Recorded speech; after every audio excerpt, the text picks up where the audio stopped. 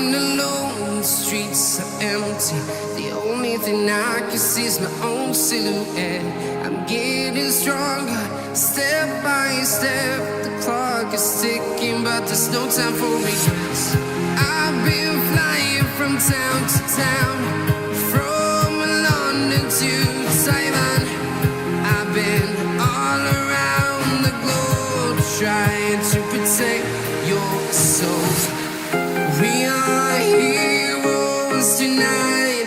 We will fly above the sky. We are heroes tonight.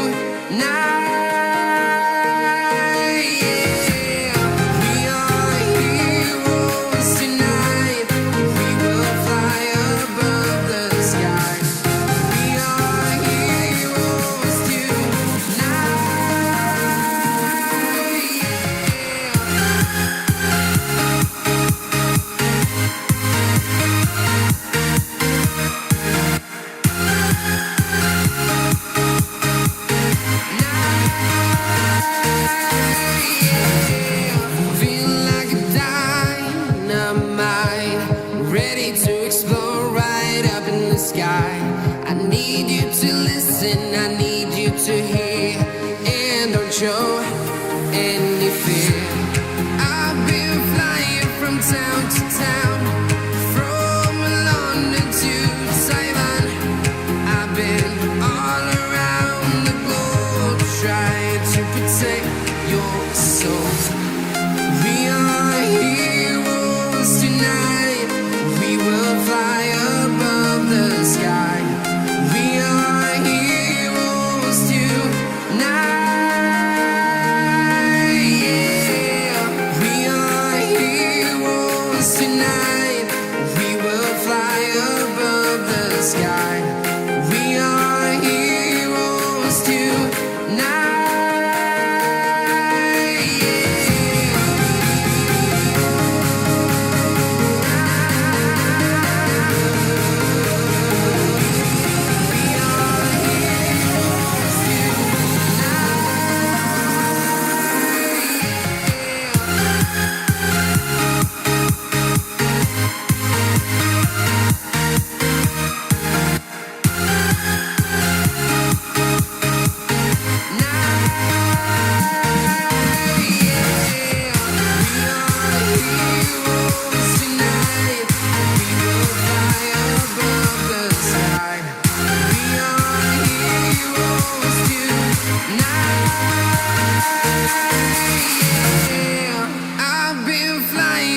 Town to town, from London to Taiwan.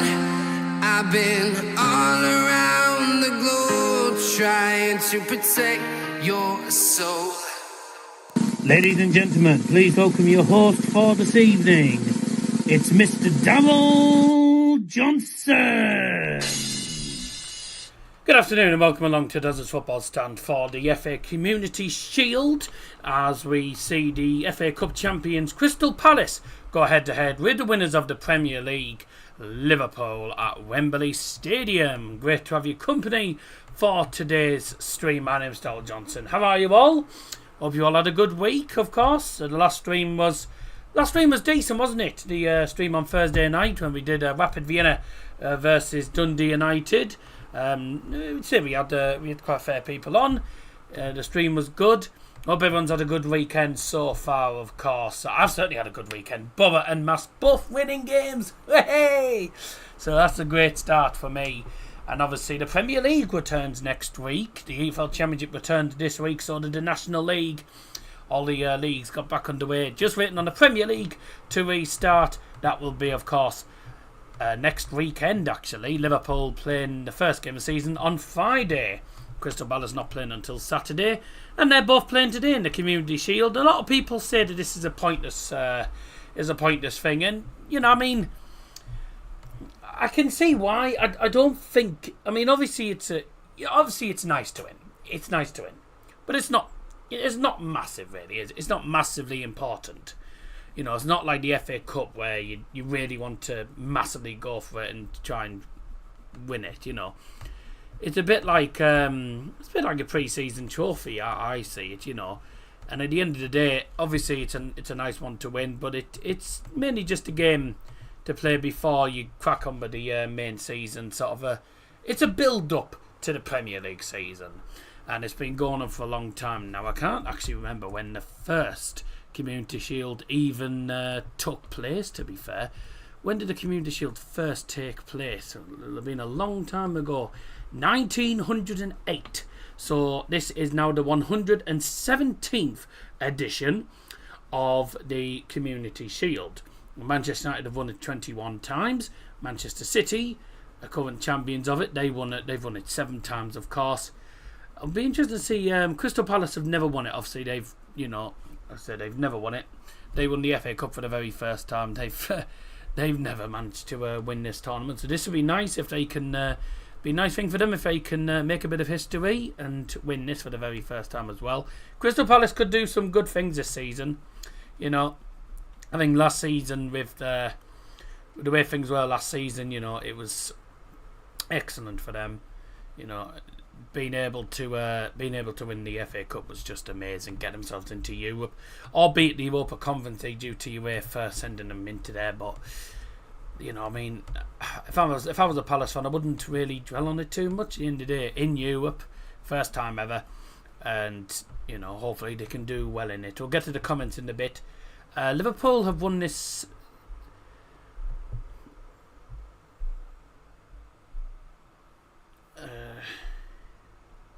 Liverpool have won this 16 times. They've won this 16 times, so. I suppose maybe Liverpool will have the experience, they have the upper hand, but Crystal Palace looking to win it for the very first time and join the likes of Newcastle, Brighton, Blackburn, Huddersfield, Cardiff, Sheffield Wednesday, Sunderland, Bolton, Derby, Nottingham Forest, Portsmouth, West Ham United, Aston Villa, who have all won one of these titles. So it would be nice. It'd be nice from a neutral perspective to see Crystal Palace win it, but whether Crystal Palace will win it, I don't know. But I think they'll definitely put up a challenge. It'll be a good game, hopefully be an entertaining one. Be interesting to see how Eberechi Eze does, obviously, with all these transfer rumours that have been going around. A lot of new players in these teams as well, certainly for Liverpool. Florian Wirtz, of course, who is starting today. Florian Wirtz was excellent by Leverkusen. I think he'd be a decent signer for them. They have just lost Darwin Núñez, though, who was one of their main attackers. But Florian Wirtz has just shown some clips from pre-season. Looks, and I know from experience from watching the Bundesliga, he is a talented player. He's a really talented player. So, will he turn up tonight? Well, we'll no doubt find out. But I'll say, in my opinion, one of the other players who obviously a lot of people will have a lot of interest in is Mamardashvili. He's obviously joined from Valencia. He's obviously the sub-goalkeeper for Liverpool today. But he's another new player that a lot of people will be keeping their eyes on as well. But like I say, good luck to both of these teams. And may the best team win. We'll have the lineups for you in a moment. Let's first of all have a look at the comments. Wakey, you naughty git. No replies today. Hello, you naughty neglecting stream git. I haven't neglected any streams actually, but there you go. Predictions 1-1 Palace to win on pens. And how's my favourite Daddy Longlegs? He's fine. He's just been sat downstairs watching. Well, I'm pretty sure he's just been watching all these action movies. He watches a lot of action stuff on like YouTube and stuff. So yeah, he watches a lot of action-packed stuff, like James Bond and obviously Die Hard and stuff. He likes his action stuff. He likes all that sort of thing, and as well as war documentaries and stuff. He's interested in a lot of interesting stuff like that. Heartbeat, a classic Daddy Telltale. Heartbeat. My dad didn't really used to watch Heartbeat. It was my mum that watched Heartbeat. My mum used to watch Heartbeat back in the day. Why do you miss when my baby kisses me? It's a good song, and yeah. Daddy used to watch it in his 40s. Dad never watched Heartbeat, really. He never really watched Heartbeat. He said that it was really just until Mum started watching it. He started watching it with on the odd occasion. So yeah, my mum was more of a Heartbeat person. Obviously, the Royal and you name it. You wouldn't know you were a baby. No, but I do know. I know what me mum and dad, the sort of things that my mum and dad do watch. You know, we watch a lot of comedy. We do watch a lot of comedy stuff. A lot of comedians. There's the likes of. I watch a lot of Jimmy Carr, 8 out of 10 Cuts Countdown, and game shows and Casualty. But we all used to watch Casualty back in the day, and we still do. So yeah, there's a lot of stuff we do watch. Daddy used to watch Heartbeat and The Bill on the buses, Carry On Camping, One Foot in the Grave, and Love Our Neighbour. On the buses, he said he did say that he used to watch those. He said he used to watch those sort of things, but Heartbeat and The Bill was two things he didn't. That, as far as I know, he didn't watch. Because that's my mum's thing, Heartbeat and The Bill. This was when Daddy was in his 30s. No, because that would have come out in the... Oh no, it was 90s, wasn't it? So, yeah, sort of 70s, 80s, 90s, so that would have been within his first, 30 years. So, yeah, but he didn't... As far as I know, he doesn't watch Heartbeat and The Bill. That's my mum's thing. Anyways, we're not here to talk. We're not here to discuss what shows people watch anyway.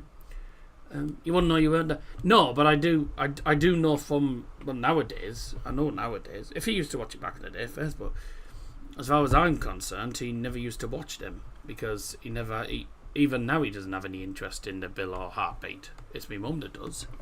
So, I can only go off current experience. And you wouldn't know anyway, Scotty, because you don't even know me, Dad.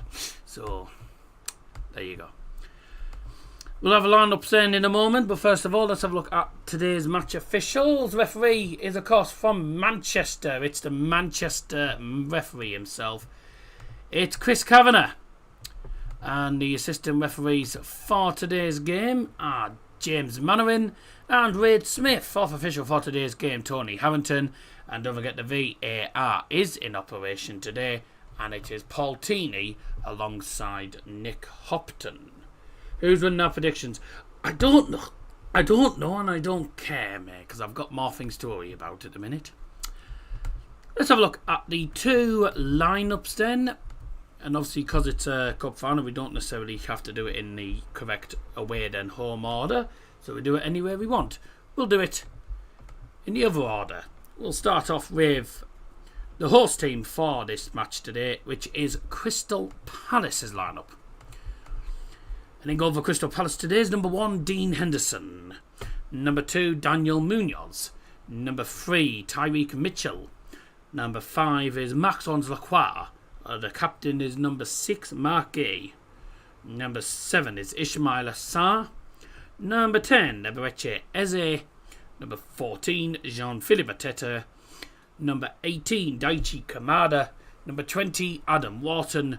26, Chris Richards. And the subs for Crystal Palace, goalkeeper 44, Walter Benitez. Number 8, Jefferson Lerma. Number 17, ex-Liverpool, Nathaniel Klein. Number 19, Will Hughes. 21, Romain Esse. Number 22, Odson Edouard. Number 24, Borna Sosa. Number 55, Justin Devaney. And finally, number 59, Rio Cardenas. The Liverpool team looks like this then. In goal for Liverpool's number 1, Alisson. Number 4, Virgil van Dijk. Number 5, Ibrahima Kanate. Number 6, Milo Kirkes. Number 7, Florian Wirtz. Number 8, Dominic Szoboszlai. Number 11, Mohamed Salah. Number 17, Curtis Jones. Number 18, Cody Gakpo. Number 20, Hugo Ekitike. And finally, number 30, Jeremy Frimpong. A lot of new signings in that lineup. On the bench for Liverpool, new goalkeeper number 25, Georgi Mamadashvili. Also on the bench is number 3, Wataru Endo. Number 10 is Alexis McAllister. Number 14, Federico Chiesa. Number 19, Harvey Elliott. Number 26, Ante Robertson.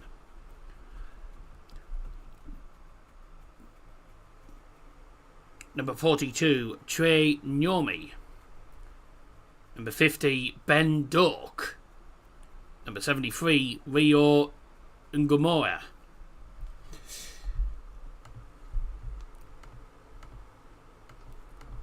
Those are the two teams in full. Plenty of new signings, of course, for Liverpool, of course. Liverpool making a lot of signings in this transfer window, and some excellent signings, I might add. A couple of players from the Bundesliga that have been added into the team. Of course, Florian Wirtz, the central attacker mid, who was excellent for Bayer Leverkusen, along with Jeremy Frimpong, who was the attacking fullback for Leverkusen as well. Popped up with a couple of assists, a couple of goals, actually.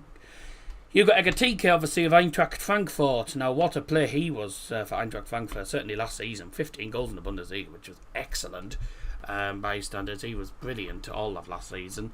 Got quite a few assists as well in there. But also Milo Kerkez, who obviously isn't from the Bundesliga, but joined them from AFC Bournemouth. Now, I thought he was probably one of Bournemouth's best defenders last season. So it's a big miss, massive miss, obviously, for Bournemouth, obviously, but they'll have to replace him. The Liverpool team does look really, really good on paper. I mean, you've got a back four now of Frimpong and Kerkez, dangerous fullbacks, certainly when they're attacking, but also quite strong as well in defence. But you've also got Van Dijk and Konate. That's the usual duo, isn't it? And Alisson, I love you. Dominic Szoboszlai playing as a CDM, but he'll be probably more of the box-to-box. Curtis Jones in there as well. I assume he'll be mainly the holding midfielder. Florian Wirtz playing as the number 10 behind Hugo Ekitike. Mo Salah alongside Cody Gakpo on the wings. For Palace then, I'm pretty sure it's the same formation they played in the FA Cup final, which was the 3-4-2-1, which is also the formation Man United play. Dean Henderson, who, let's be honest, was very lucky not to get sent off, by the way, in that FA Cup final. Glad he didn't, and I'm glad they won it. Maxence Lacroix playing in the central centre-back position. Mark Gay and Richards are the wide centre-backs. Munoz and Mitchell playing as the wing-backs. Munoz, by the way, I think he actually set up the winning goal in that FA Cup final. And I'll tell you what, he was outstanding in that FA Cup final. So I'm hoping to see another good performance from him. And some solid defending from the likes of Lacroix and Mark Gay. And obviously, I'm watching as a neutral. But at the same time, most people will want Liverpool to get beat. It'd be great for Palace. And it'd be also great for the competition to see a new winner. Daichi Kamada playing in centre midfield alongside his teammate Adam Wharton. I thought Daichi Kamada, although he didn't have any goal involvement in the Premier League last season, I thought he still played his part. You know, he still had a decent season, still played his part. You know, and he's one of those players that, you know, if you do give him a chance, he can be dangerous with them. You know, we've seen it before, and I've seen it before when he was with Eintracht Frankfurt as well. You know, he's a player that you've got to watch. You have to watch, because you give him a big chance, and he will take it. Adam Wharton is, I think he's solid in midfield for them. I think he's one of the best, probably holding midfielders really.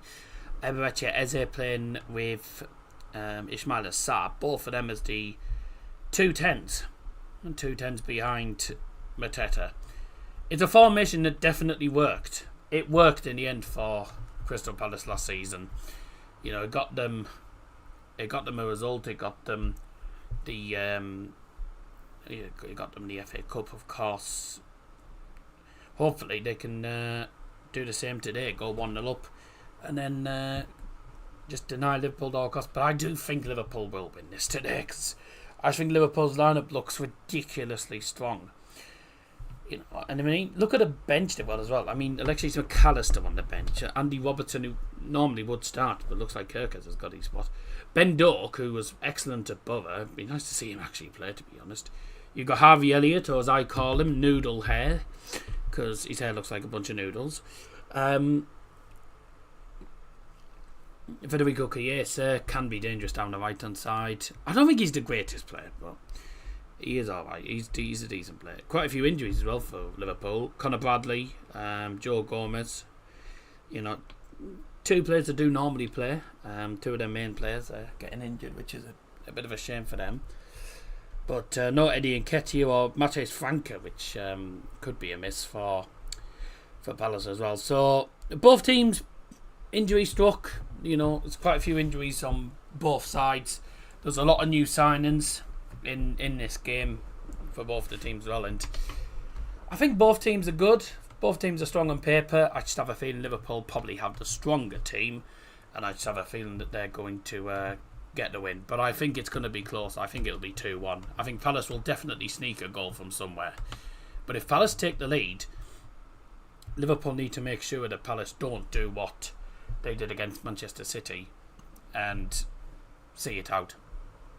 Liverpool have to make sure that they can actually find their way through that back line, because that back 3 will turn into a back 5.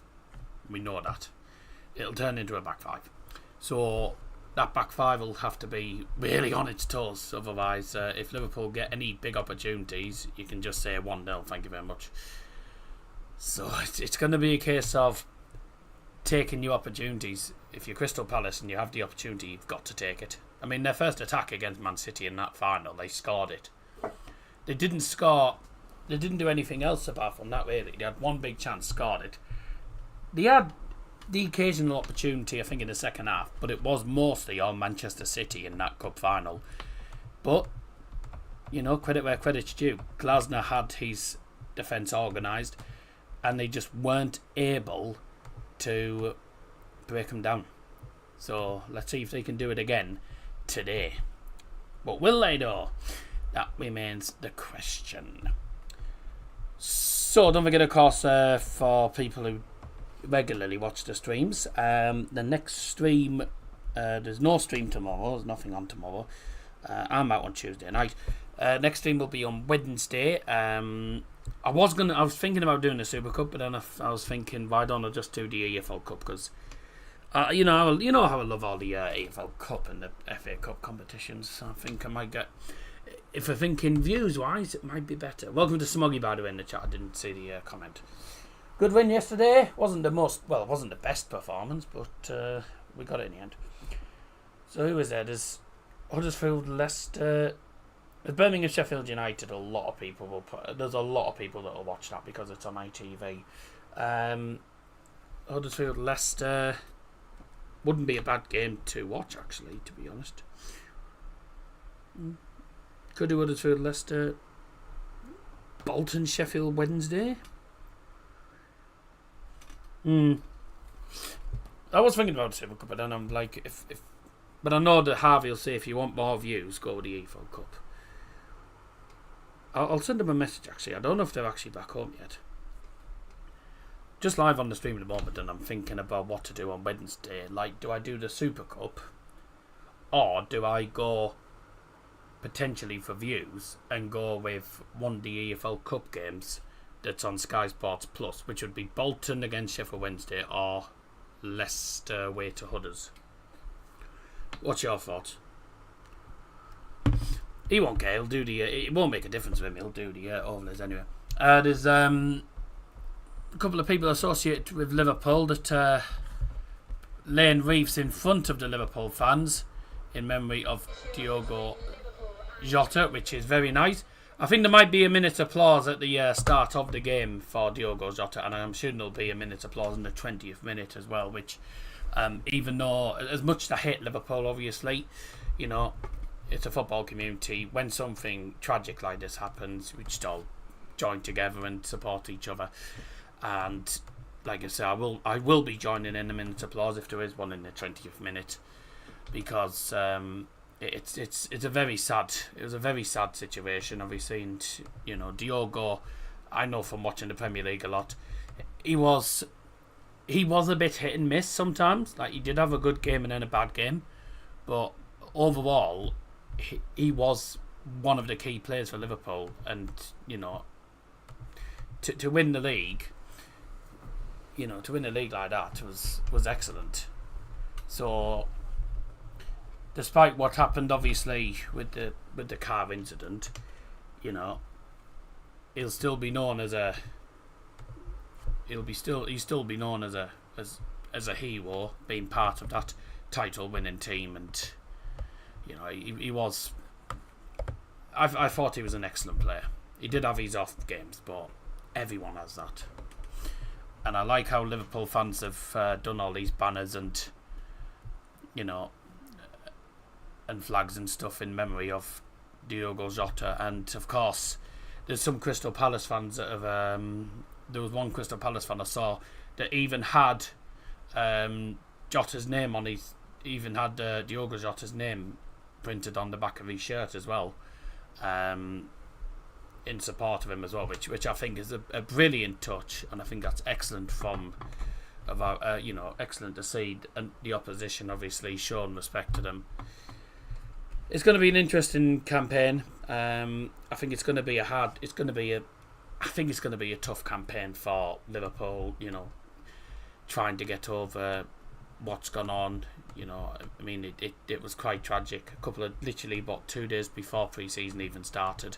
So, like I say, our thoughts still remain with everyone associated with Liverpool, you know, and obviously the family and friends of Diogo and his brother as well. Of course, it was tragic. But we're going on to the game now. The players are walking out of the tunnel, so let's get the game underway, and let's hope for a good Community Shield final. And here come the players onto the field then. Welcome to Nicola, welcome to Sam. That's a tough one to call, really. It's the voice message from Harvey. Super Cup, I think there will probably be a lot of people that would stream that. So yeah, there's going to be a shit ton. You'll obviously expect me to say either one of the EFL Cup games. But, yeah. Oh, my God. So, can I just say, the Liverpool banner that's on the pitch is the wrong logo. It's the wrong logo.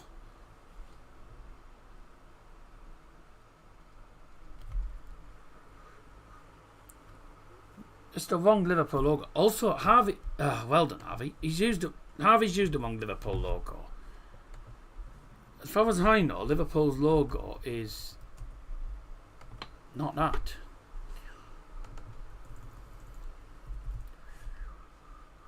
That's their old logo, but obviously they changed it, didn't they, to the to just the bird.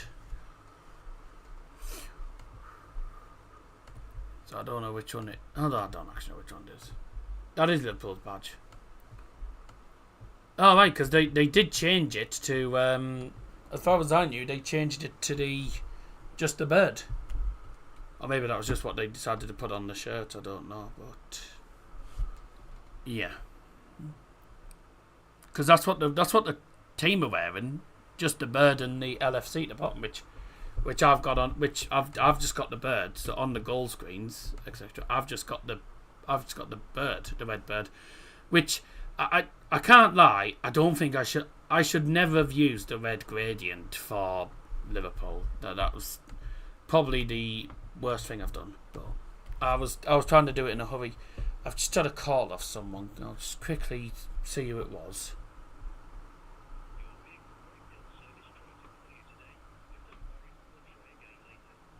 Oh.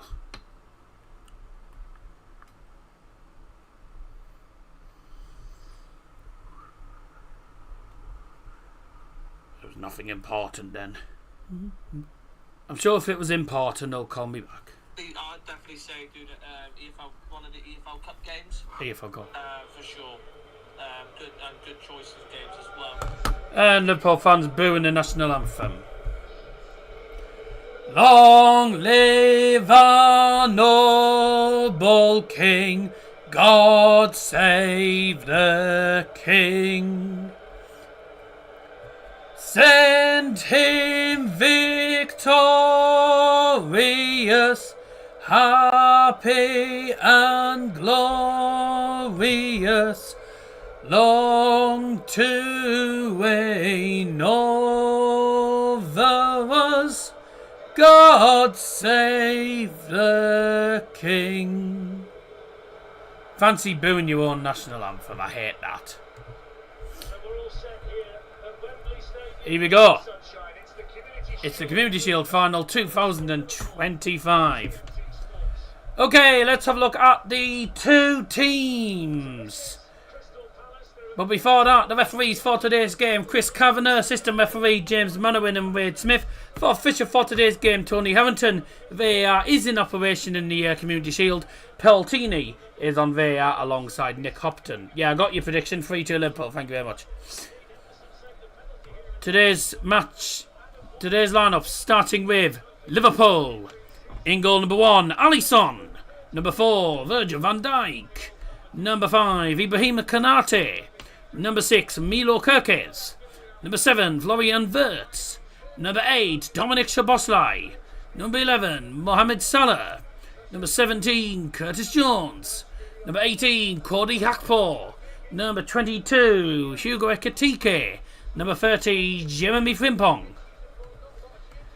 And the starting lineup for Crystal Palace. In goal number 1, Dean Henderson. Number 2, Daniel Munoz. Number 3, Tyreek Mitchell. Number 5, Maxence Lacroix. Number 6, Mark Gay. Number 7, Ismail Assar. Number 10, Eberechi Eze. Number 14, Jean-Philippe Mateta. Number 18, Daichi Kamada. Number 20, Adam Wharton. 26, Chris Richards. A reminder, VAR is of course in operation, and me and Harvey did have a talk about potentially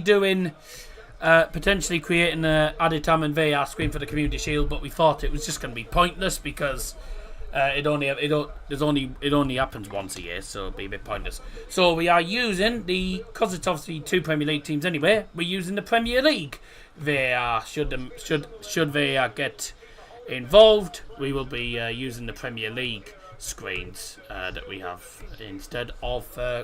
It is also because Harvey didn't have a lot of time anyway, because obviously he's been, he went to Manchester and then obviously went to Bolton and lost. I can't lie. I mean, obviously a lot. Not one of the clubs I exactly like Liverpool. I don't like them at all. But I've got to say, I do think that that kit's quite nice actually. Oh, here we go.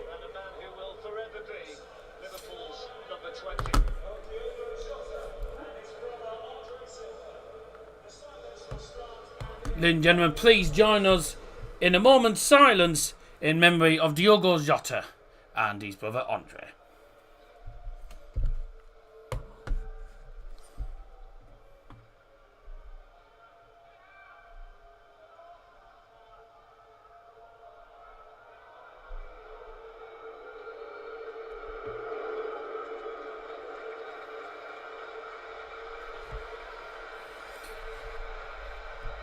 Couple of there are a certain few inside the stadium who would spoil that moment.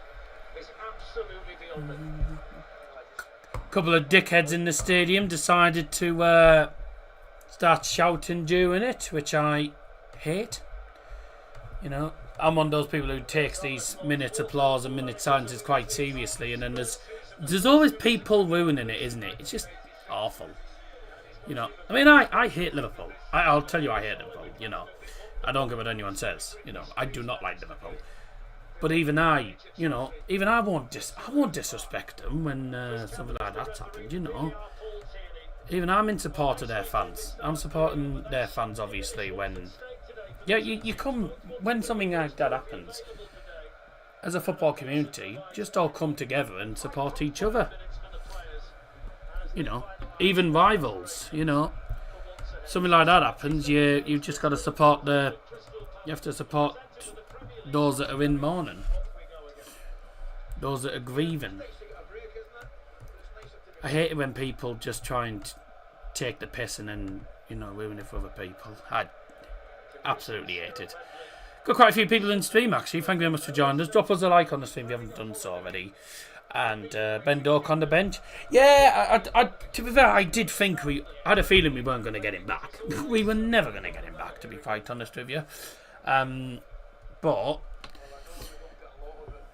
you know, can't do so. Might potentially get him back on loan in January. We don't know. But I did think he'd be back on Liverpool's bench. Milo Kirkers winning his first aerial battle. Hello, Tom. 3-1 Liverpool. Yeah, I mean, I've gone for 2-1 Liverpool. I see this being a tight game, but I just see Liverpool's... I just have a feeling Liverpool will have... Oh, God. I think Liverpool will just have, you know, too much for them. I think they'll be too strong for Crystal Palace, you know. They you know, I mean, I've seen a few clips on their... from pre-season, you know, because they've shown highlights and stuff on Sky Sports News and stuff, and they look dangerous. They do look dangerous. Hugo Ekitike, by the way, I know personally that, you know, he's an excellent striker, Hugo Ekitike. He was ridiculous for Frankfurt in the Bundesliga. Frimpong and Florian Wirtz, both Bundesliga winners with Leverkusen, both standout players as well in that season, and last season for them actually as well. They've both been super for them, but I think Leverkusen will go downhill. They'll finish mid-table this season, and it's not because of Erik ten Hag joining, but I think it's because Palace fans, by the way, let off the pyros. I should have mentioned. I know people always like to know the pyros. Palace letting off pyros behind the goal, and with a banner saying UEFA Mayfair. Obviously, because they got booted out of the Europa League and went into the Conference League. I think Palace have a bad season, somewhere 14-17 region. Well, it depends really. I mean, it's a club that's never been in the European competition, so for me, I have a feeling. I think Palace will probably finish mid-table, but I do think they'll focus more. I think they'll focus more on the European competitions. You know, they'll want a good run in the Europa Conference, so I see them focusing quite a lot on the Europa Conference League rather than the league. But I can definitely see them finishing around mid-table. I don't see them in a relegation scrap. But, you know, I can see why you're saying it, Tom. Obviously, you know, that's your opinion. I've had my opinion, but I'm not disagreeing with it. I think they will have a poor season, but I don't see them finishing. You know, lower than 14th personally. Ekitike, when I saw him live, he looked absolutely cacked to me. Not gonna lie. Yeah, well, to be fair, Ekitike does have his off games. You know, it does happen. Everyone does have. You know, everyone has bad games, you know. But Ekitike didn't have that many bad games. He was excellent last season. And here he is already with the first shot of the game. And it's straight in the net. 1-0 to Liverpool. Inside 4 minutes. Hugo Ekitike, edge of the penalty area. Drills it low into the bottom corner. I told you, Ekitike is a top striker. And he's already given Liverpool the lead inside the first 4 minutes. Goal for Liverpool. Goal scorer number 22, Hugo Ekitike. That's a brilliant goal. You can see when the ball's played into him. He's looking for a runner off and watch this. When the ball gets played into him, it's a good goal. It really is a good goal. Yeah, he's onside. He's onside. Perfectly timed run. Plays it back to Florian Wirtz. Florian Wirtz gets his first assist. You know, Ekatike turns, one touch, drills it low. Dean Henderson doesn't stand a chance, to be fair. As good a goalkeeper as he is. That's a beautiful finish. That's what Hugo Ekatike is all about. Excellent goal. Excellent start for Liverpool. 1-0 already inside the first 4 minutes.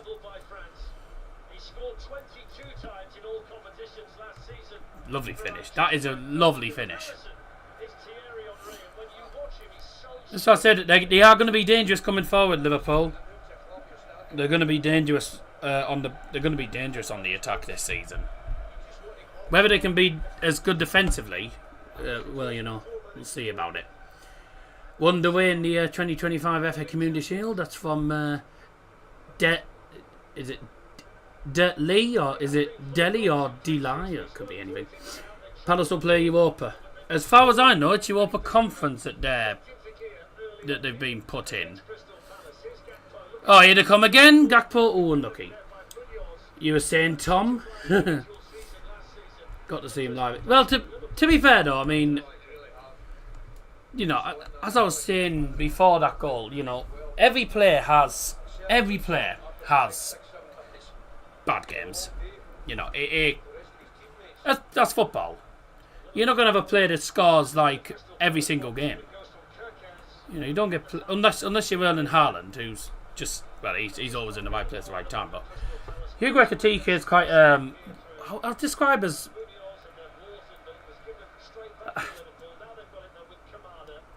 I'd class him as a striker that can potentially play as a number 10 as well, because he's got the pace. He's got the pace and the ability to be a central attacker mid or even a winger. You know, I'd say he's a striker who could probably play anywhere in the attack. Really, you know, he's not one of those. He's not one of those players a bit like Haaland who just stays central all the time and, you know, stays central all the time and just acts like a poacher.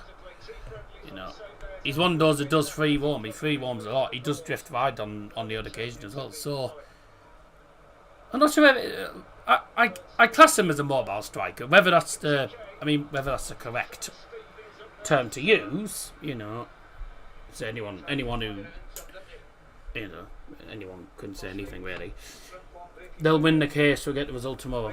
Well, I would love Crystal Palace to win the case because I think it's a bit unfair with them, to be honest. Because, you know, look at Man City and Girona. Manchester City and Girona both got away with it.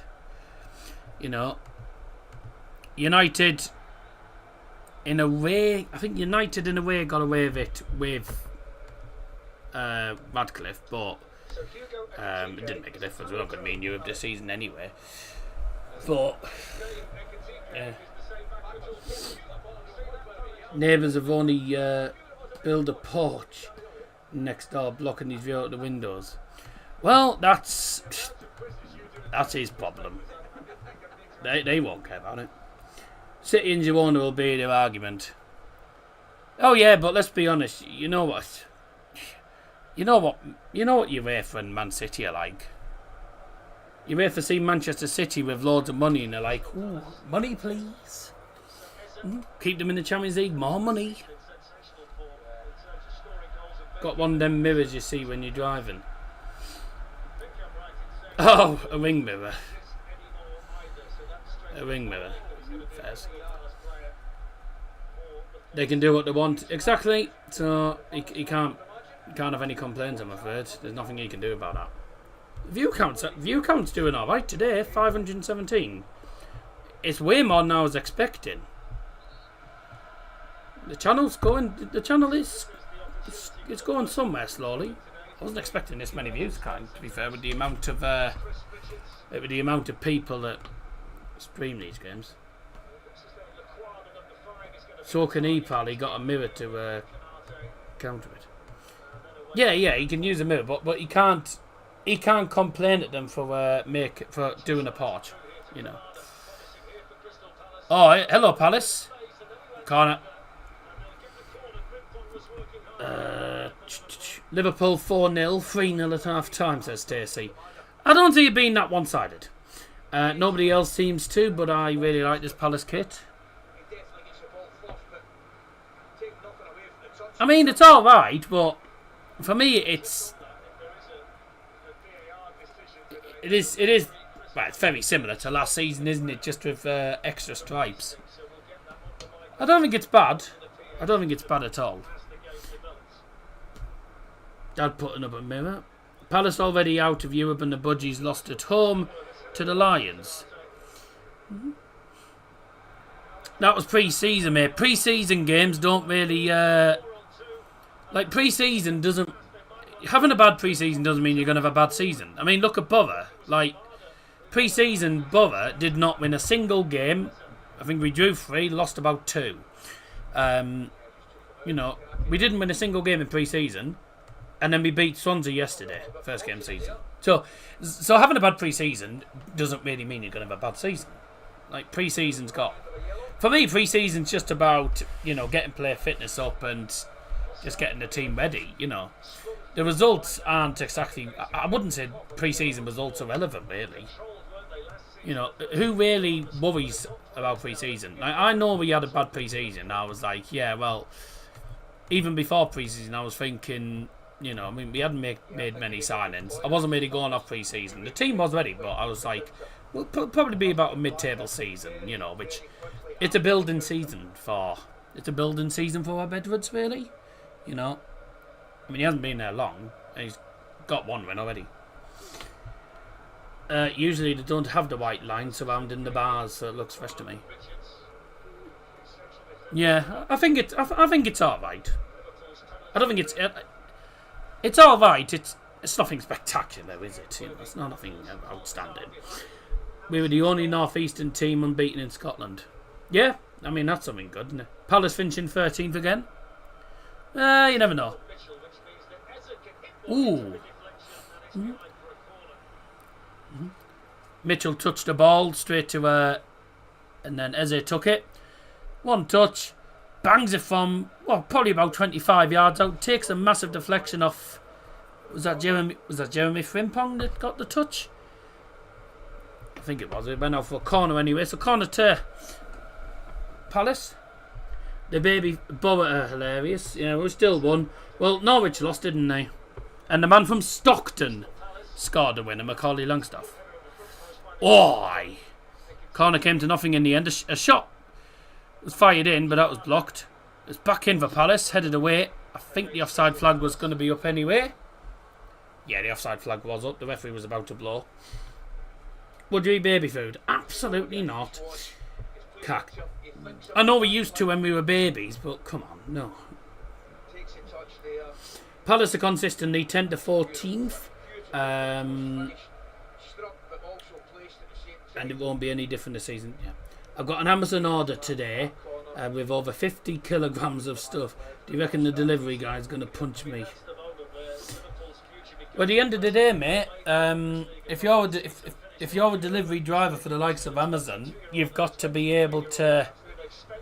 You've got to have the power in your arms and your back to be able to lift that sort of thing. I wouldn't be able to because... all I lift is I only lift 10 kilogram, and those are they're the dumbbells. I only lift the 10 kilogram dumbbells, and that's on the odd occasion. Oh dear! Oh, 2-0. What a save! What a save! Wow. I might order 100k worth of things to get them sacked. Lol. 3 bags of concrete mix. Oh God. No, my dad wouldn't be able to lift me to it. Oh, it might have just been offside there. Who was it that? So the ball in is flicked on by Florian Wirtz, and then the shot from Gakpo is brilliantly saved. I think he was slightly offside anyway. Do you have an FPL league? No, I do fancy Premier League, but I don't like. I'm not serious. I'm not mad about it. I don't do it seriously, really. A lot of the times I forget. Oh, hello! Here come Palace! Jean-Philippe Mateta. No, I think Alisson. I don't think Alisson fouled him there. Still not it. That's a pen, though. Yep, there's the penalty. That's a definite pen. Penalty, Crystal Palace. Well, if the first one from Alisson wasn't a penalty, that one definitely was. Penalty to Crystal Palace then. Apples and bananas when weight training. Would be good to just set one up for Discord anyway. I think Harry was doing one, I don't know. No forms, please. Yes, I think it's a penalty, Fletch. I don't think the big fella touches. Don't forget VAR. No, VAR is checking it.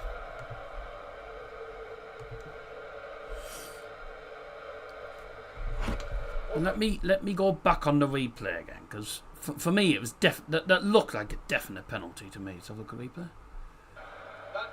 Absolutely. Does he make contact with his left foot? Yeah. Van Dijk doesn't get any of the ball. He gets the man. For me, it's an absolute penalty.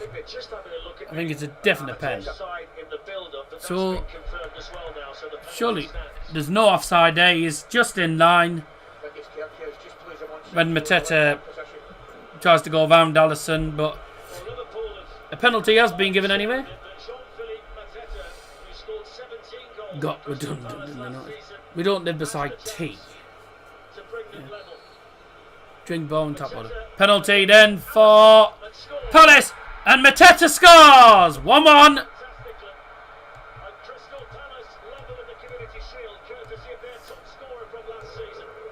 Bang! Goal for Crystal Palace. The goal scorer, number 14, Jean-Philippe Mateta.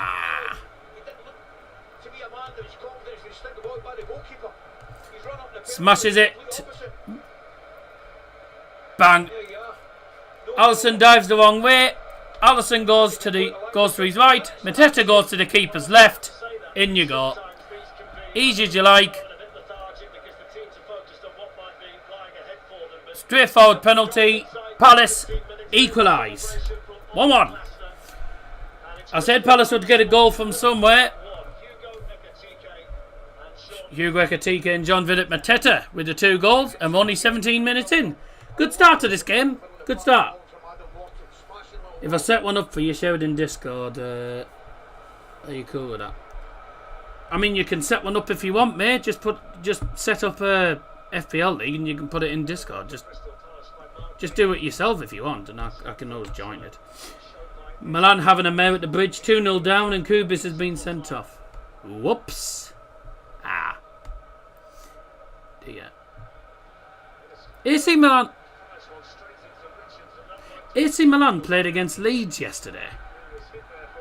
I could have sworn AC Milan were playing Leeds yesterday.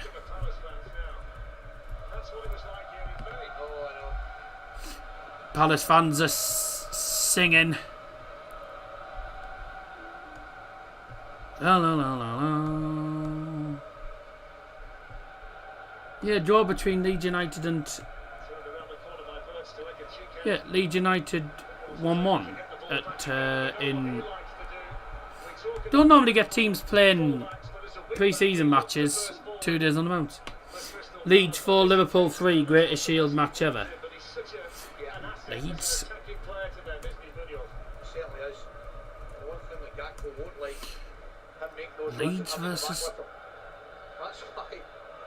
Leeds versus Liverpool, greatest Community Shield of all time.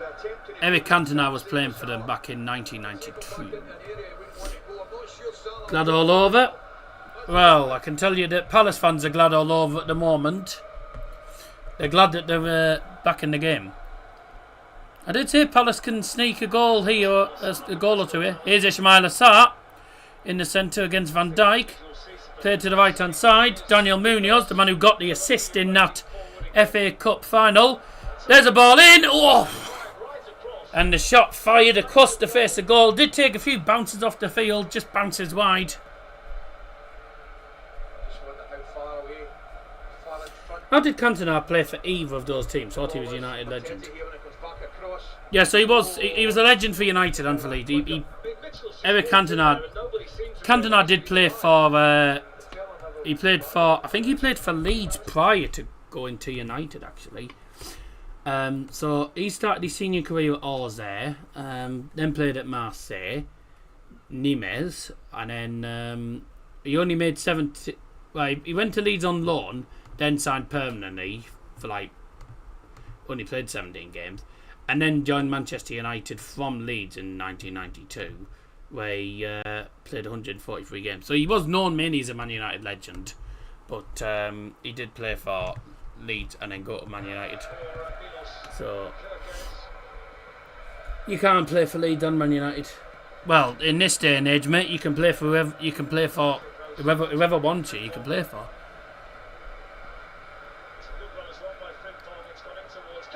Oh, what on earth? Frimpong's tried to cross it in, and somehow it's gone into the far corner of the net. I don't even know what happened there. And Liverpool score on Diogo Jota's minutes applause as well. Well, that's a crazy goal. I don't even know what happened. Goal for Liverpool. The goal scorer, number 30, Jeremy Frimpong. So what's that? Goes down the run, he's just trying to. Now, he'll probably tell me otherwise. I think he's just trying to hang that up at the back post. There's no. Ali, how poignant that Liverpool score at Wembley after 20 minutes. No, there's. 20 minutes. Diogo Jota's number. The Liverpool supporters were applauding after 20 minutes in remembrance of their striker. And right, Everyone was joining in the minutes applause for Diogo Jota. scored a bizarre goal for them here. What? Some things are just meant to be. It's unbelievable, isn't it? I'm puzzled by that. Like, did he mean? What was what was his intention? Did he intend to hit it with the outside of his boot and have it loop over the goalkeeper, or did he actually mean to cross it in and it's just come off the outside of his boot and looped in? Either way, it's a wonderful finish. It's a wonderful finish, don't get me wrong, but there's no way in a million years that he is intended for that to go in the net.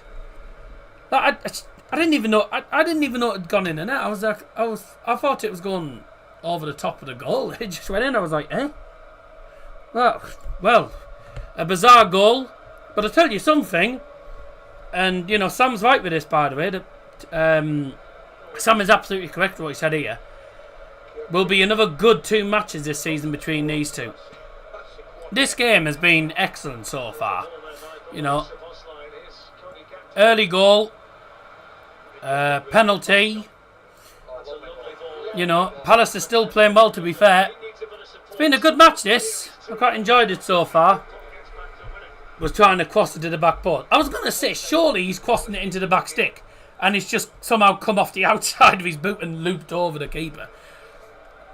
It's a remarkable goal, but whether he meant it, we'll find out later on. He'll probably say, yeah, I meant it, and he definitely didn't. He's definitely not meant that. Liverpool won't care. He scored in the minute where they were applauding for Diogo Jota, which I think is, I mean, if you're a Liverpool fan, that's the best time to score. He scored in the minute. That goal's for Diogo Jota, I say. That goal's for Diogo. That comment was about the Roses derby, but I'm sure these two will have good games too. Yeah. It was last time Leeds were in the Prem. Yeah, 1992 that was, matey. But Man United won David Hurst, Leeds won to buy Dennis Irvin, the rest is history. Yeah. Just kind of stabs at it. He's tried to ping it into the far post, and it's just gone in. Oh my God!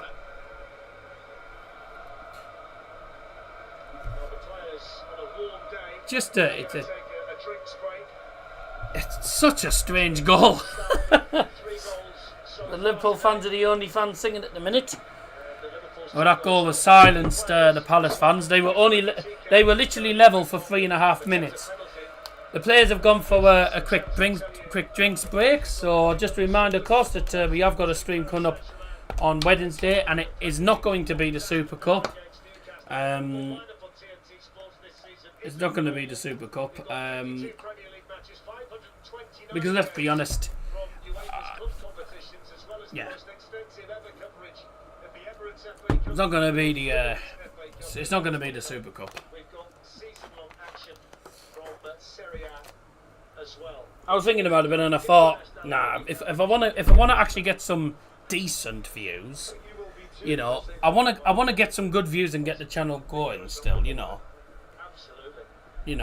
Obviously, I'm not one of those that does it for the money, but you know, it's nice to have more interactions. Because when you do massive games like the UEFA Super Cup, etc., you're just not going to get a lot of interaction.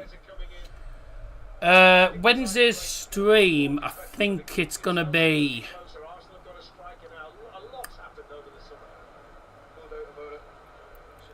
I don't know why, but I think Bolton Sheffield Wednesday.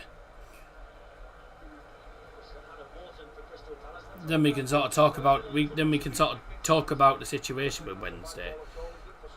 And Sheffield Wednesday are playing on a Wednesday, so it would make sense. Yeah, oh well, yeah, of course. I could do Sheffield United versus Brum, yeah. Sheffield United against Birmingham.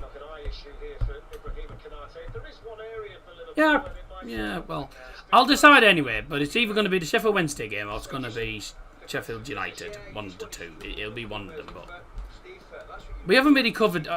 Sheffield United have been done on the channel before, and it'll probably be featured again this season anyway, with Borough playing against them. So I think I should do Sheffield Wednesday and leave Sheffield United for when Borough play them, because if I'm available, no, it won't be available, because me and Dad are going to be going to South Shields on the 30th. If I'm not mistaken, Borough play Sheffield United that day, but I'm going to South Shields that day, Saturday the 30th. Yeah, Borough have them early kickoff, so but we'll be in South Shields by then. So I could do Sheffield United, although they'll probably feature later in the season. Mentioned Morecambe since Borough won't play them. Morecambe. Well, we don't know if Morecambe's going to actually. We don't know if Morecambe's going to even be a club at this rate. Palace spending less than $2 million this window is a joke. Yeah, they've still got a strong side, Tom, mate. Still got a strong team regardless. I mean, Borough haven't really bought many players. Callum Britton and Alfie Jones, I think the only ones Borough have actually bought in this season.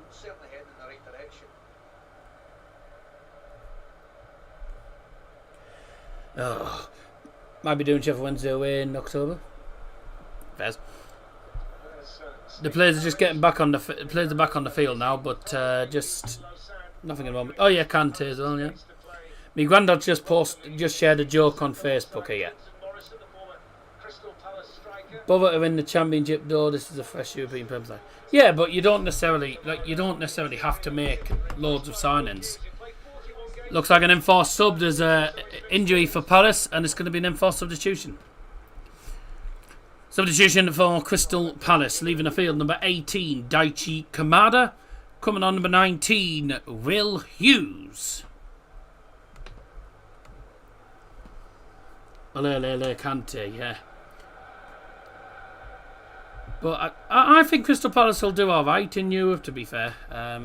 Like I said, they're a good side. I mean, Oliver Glasner has experience. He has a lot of experience with regards to playing in European competitions, so they've got experience on the side. You know, so I think they'll do alright.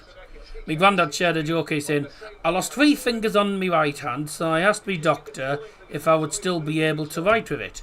He said maybe, but I wouldn't count on it. Sunderland have splashed the cash, so it's Burnley now with 2 relegation up for grab, yeah. Pretty much.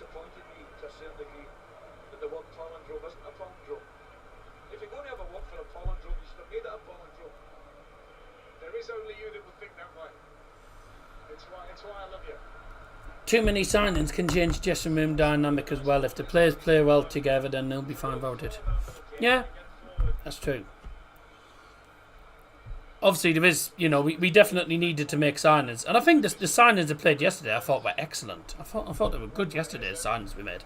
Silvera, by the way, I'm over the moon with how well Silvera's actually progressed, because when he played for Borough, was awful, and then went to Portsmouth, and he's progressed massively. He's, now I think he's going to become, I think he's going to be, I think Sammy Silvera's going to be a good player for Borough this season. It's amazing. It's amazing how well he's progressed. Anywhere to watch this, or is it just TNT? It's just TNT, mate. TNT, the only ones that are showing it. Because ITV lost.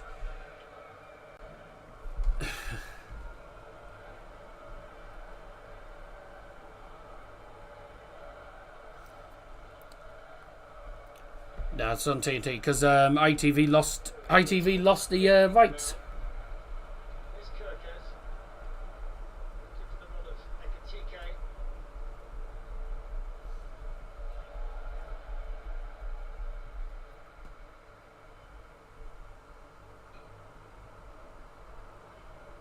So there is Liverpool's new number 7, and the irony is, Ali, it's 48 years to the day since Liverpool signed Kenny Dalglish from Celtic. I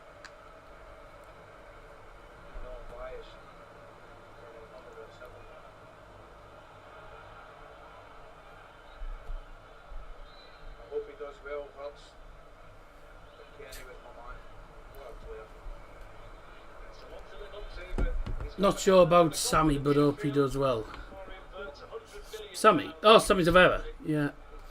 I think Sammy Silvera. I think he'll be he'll be a good player for us, mate. One signing's fine if you're already a decent side. Fulham are worse for it though. MK Don spent more than them this window. Aye, but MK Don said all the bloody old thing good. I think West Ham have potential to go down. I don't know if West Ham will go down. West Ham, Wolves, Brentford, Everton will be battling it out. Outsiders to be pulled in. Forest and Bournemouth. I don't think Forest will. I don't see Forest dropping at all. I see Burnley going there. League champions in 7 of the last 9 Community Shield games. Magnificent road to make up at the moment. Liverpool ahead. Last time they played at neutral venue was the famous FA Cup semi-final at Palace. 4-3, yeah. I remember it well. MK Don should be winning League 2 by 10-20 points with their setup. But let's be honest, mate, they just haven't been good enough there, have they? Sunderland, Wolves and West Ham going down for me. As much as I'd love Sunderland and Leeds to both go down, I see Leeds potentially dropping, but I just don't see Sunderland going down. With the squad they've got now, I don't think they'll drop. I hope they do, but I'll be honest, I don't think they will. Back on the way again, here we go. Here come Palace. He can hit that. Should have had a shot. He had room to shoot. He decided to be unselfish. Fair enough, but should have just shot. And here come Liverpool. Gakpo to the right. Oh, Salah only. He struggled to control that. Curtis Jones. He's going to play back to the right again, isn't he? Salah. Surely they're going to cross it in. Surely he's going to cross it in, Jones. He's lost the ball. Mark A. Too much messing about there from Curtis Jones. I see Brentford going down. Fairs. Burnley are down. Leeds will stay up. Sunderland will do okay. Fairs. Adidas Predator the football boots. It will empty your bank account. Fair enough. Cheers, everyone. Up your nose. Thanks those that have joined us. 34 minutes in, Palace 1, Liverpool 2. Not been that much action these last 10 minutes really. It's slowed down a bit. But, Palace giving it a good go. They've had the occasional opportunity. If you did miss the first couple of minutes, Liverpool scored inside the first 4 minutes from Hugo Ekitike. He's with him getting a goal, and then their lead only lasted about 11 minutes. A penalty like the 16th minute, scored by Jean-Philippe Mateta, conceded by Virgil van Dijk, and then that lasted about 3.5 minutes really. Liverpool scored again in the 20th minute when the minute's applause was happening for Diogo Jota. I know how Palace do in Europe will depend on which competition they're in. I think they can win the Conference League, don't see them win Europa. I don't think they will win the Conference League. They probably won't win the Conference League, but you never know. You never know. 2-0 Chelsea in their friendly. Yeah, no, that's on Channel 5, isn't it? On the poll at the moment, 64%. 65% now have gone for Liverpool to win from 37 votes. As ball in. Oh, and fired over the bar by Will Hughes. They always say fire at will. What on earth?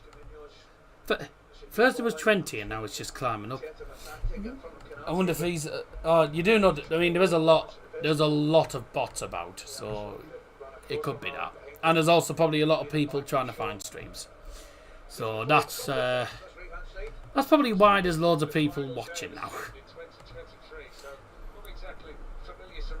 Well, we do also have people we have had people tune in from Brazil lately.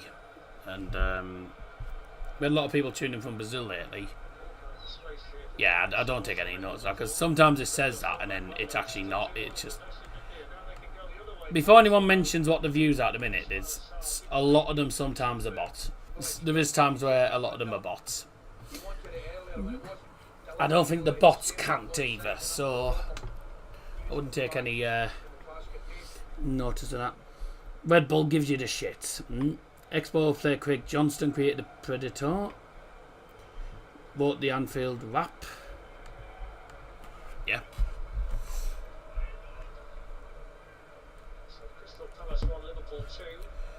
2-1 to Liverpool. At the moment we've got literally 8 minutes now before we go into added time, which there will definitely be added time. Without a shadow of a doubt.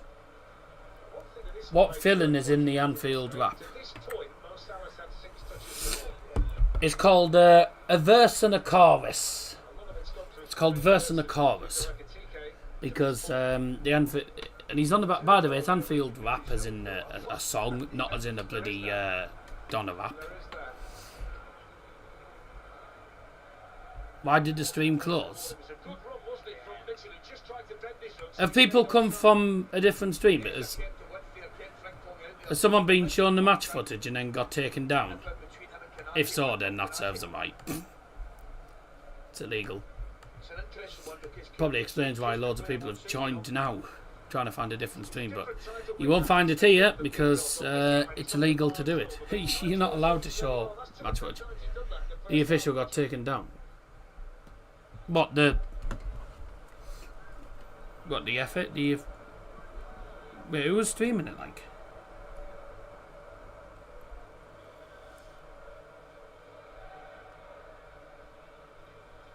Who's streaming it?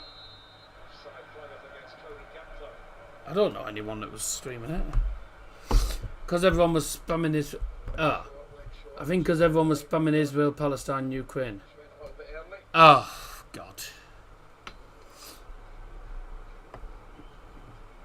It's one of those days at Wembley, if you're a supporter, you want to win, but it doesn't... Yeah, well, I will...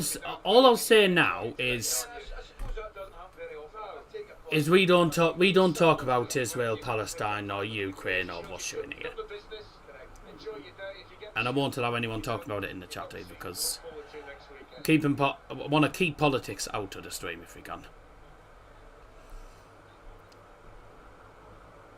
And I'm not saying I don't care about it. Obviously, what's been going on lately is appalling, but got to keep the politics out of the streams.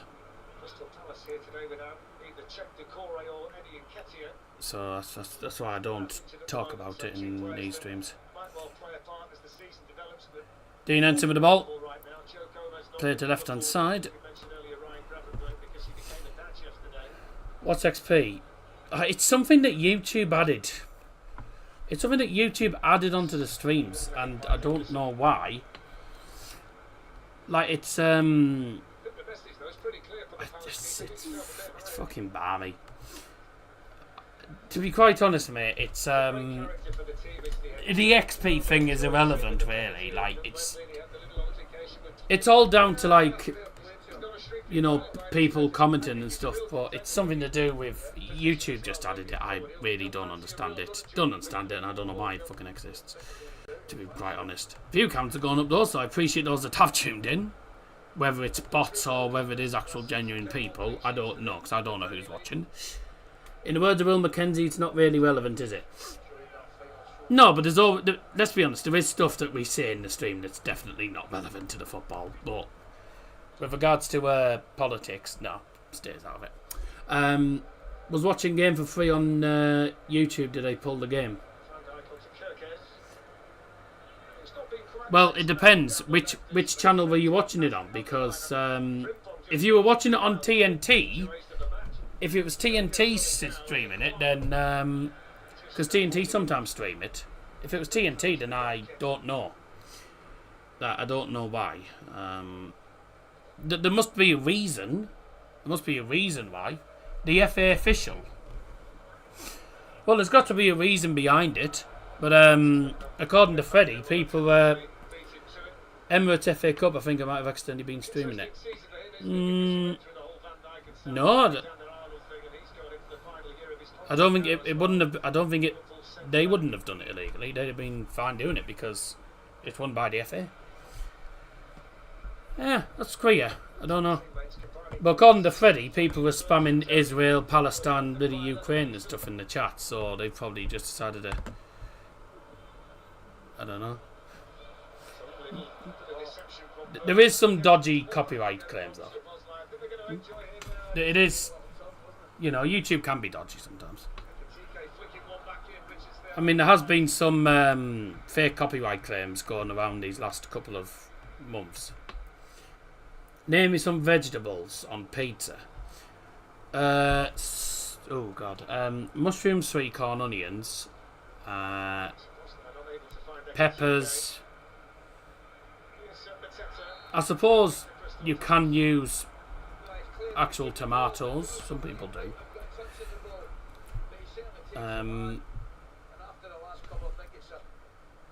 That's about it, really. You don't do that. Anyone can make a copyright claim and it might go through. Yeah. Why would TNT buy the rights to it if FA is doing it for free? Well, TNT have won the rights off ITV. ITV lost the rights for it, and TNT managed to get it. So that's what it is, anyway. They had a 4-0 living, so hopefully just crashed. I don't know then, but I can't help you. I can't help you because I haven't seen it myself. It's quite clear. TNT is TV rights. Yep. 20 tunes just using Ian Day chords. Huh? I don't know what on earth you've just... I don't know why you've said that anyway. Yeah, there's loads of dodgy stuff going on YouTube these days. You don't know. We don't know. You can't really speculate. I can't say anything because I haven't been on that stream. But the XP business part of it, just don't take any notice. It for me, it's just a pile of crap. To be honest, not everyone wants to go onto YouTube to watch a match. No, but like if it's the only way you're going to be able to watch it, then you know people do that. But you know, I've TNT anyway. There's going to be a bit of added time at the end of the first half, obviously with the injury to Daichi Kamada, and of course also a obviously the penalty situation. Obviously the add-on time for the goal celebrations as well. Sorry, my hair's a little bit. My hair's in a mess a little bit at the moment. I'll have to try and sort that out at half time. Get TK1 in, and good defending by Chris Richards. Middlesbrough's my local. My local club's Middlesbrough. I do go to mass games on the odd occasion. Well, that's a non-league team in Middlesbrough. Well, it's sort of in Middlesbrough, based in Redcar, but I'm going to a few neutral games this year anyway. Streaming a lot of neutral games, which is good. Listen to your stream, watching the football on Channel 5, strumming my guitar and drinking a cup of tea.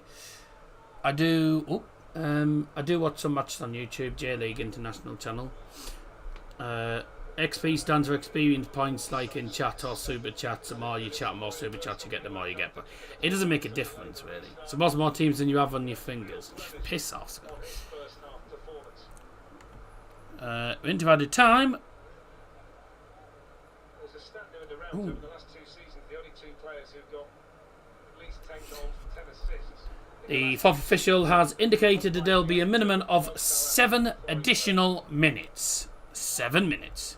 If you like that kind of thing. I do. I would certainly get some. I'm not sure if a second guess. Yeah, I would have Certain lad from Reading. Yeah, whatever. We don't care about him. Is there a free way of watching a match? No, because as far as I knew, people were watching it on the FA channel, but doesn't look like it's on anymore. There's no way now, because the only other way is watching it on TNT Sports if you have it. What most people do is try and find it on the bloody Fire Sticks. That's what they do. But about it, no. Also not correct. I've chatted more. To be quite honest, though, Sam Pinder has chatted. Sam Pinder's put a lot of comments in, and Scotty somehow has got more XP than him. I think the XP is just irrelevant. Crap, I wouldn't worry about that. Rumours has it he's going to be. Oh, I'm not bothered about that. Look what the Cats brought in. Certain mammers here. Oh, hello, Mia. Hi, Shovsk. Supports multiple teams, certain people more than him. To be quite honest, Scotty, no one cares. Yeah, it is pointless, to be quite honest, Sam, but unfortunately there's no way of turning it off. I do want to turn it off, but I can't, I'm afraid. It's just it doesn't seem to be any way of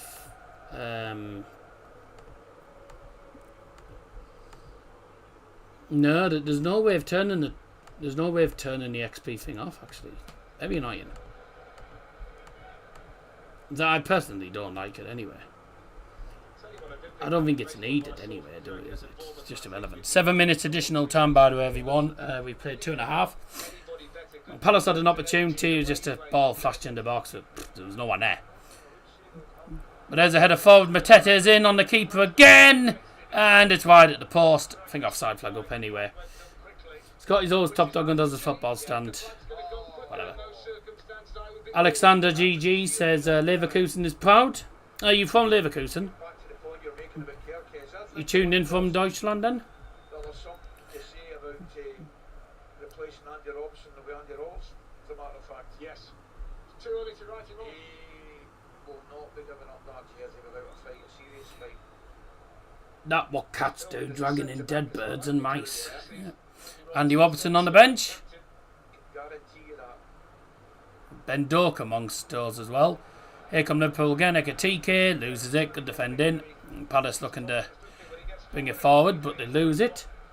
Vertin Frimpong, Leverkusen licensed product. Yeah, great players for Leverkusen. Excellent players for Bayern Ulfia. Are you tuning in? Are you tuning in from Leverkusen, Alexander, or are you from somewhere else? Good defending from Munoz. Hugo Ekatike. Good players, good players. Florian Wirtz, Ekatike, Kirkes, Frimpong. Yeah, they'll do well at Liverpool, I think. I mean, Liverpool will do alright this season. Florian Wirtz into the penalty area. Frimpong, bye!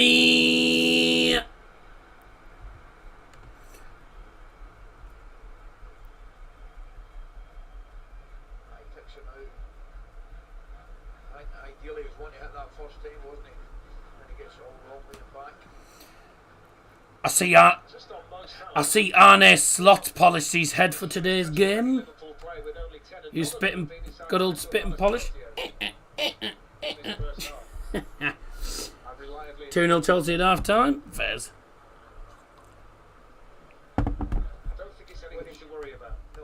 84 votes, 63% Liverpool. Thank you very much for getting involved there.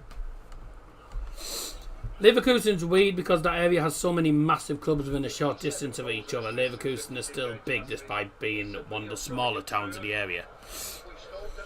What you got to remember, Sam, is Leverkusen are based in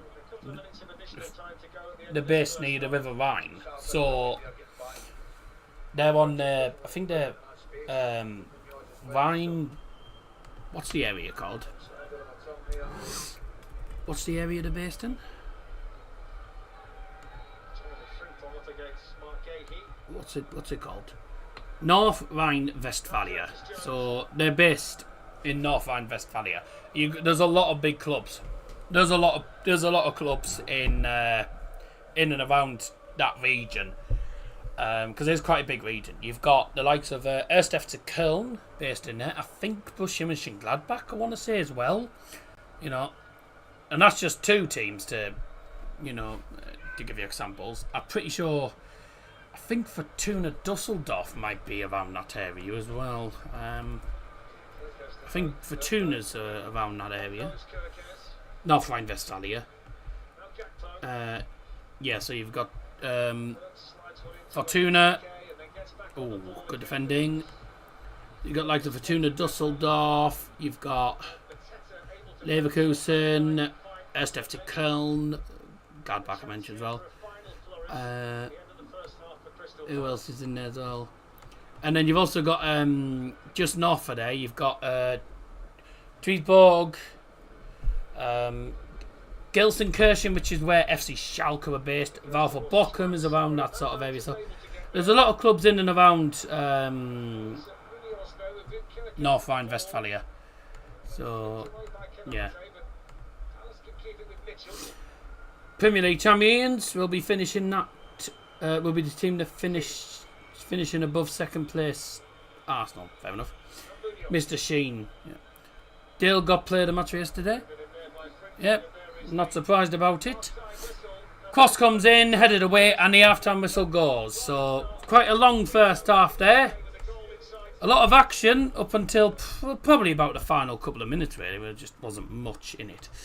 2-1 at half-time. I mean, I went 2-1 Liverpool.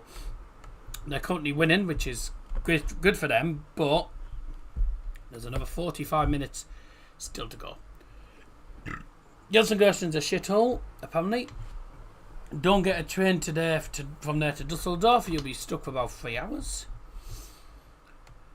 Yes, I know some of the train services in Germany when it comes to the football matches, they're not the best. Oh well, when I went to Munich, there was only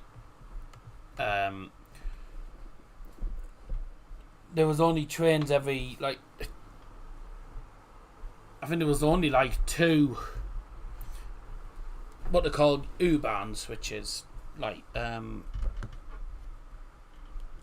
U-Bahn is basically like a bit like the Newcastle Metro or like the London Underground was Munich's version, and there was only about 2 of them on, and everyone was waiting about like after each train you were waiting about 5 minutes for the next ones, and there's like 70,000 people waiting for trains. It was just balmy.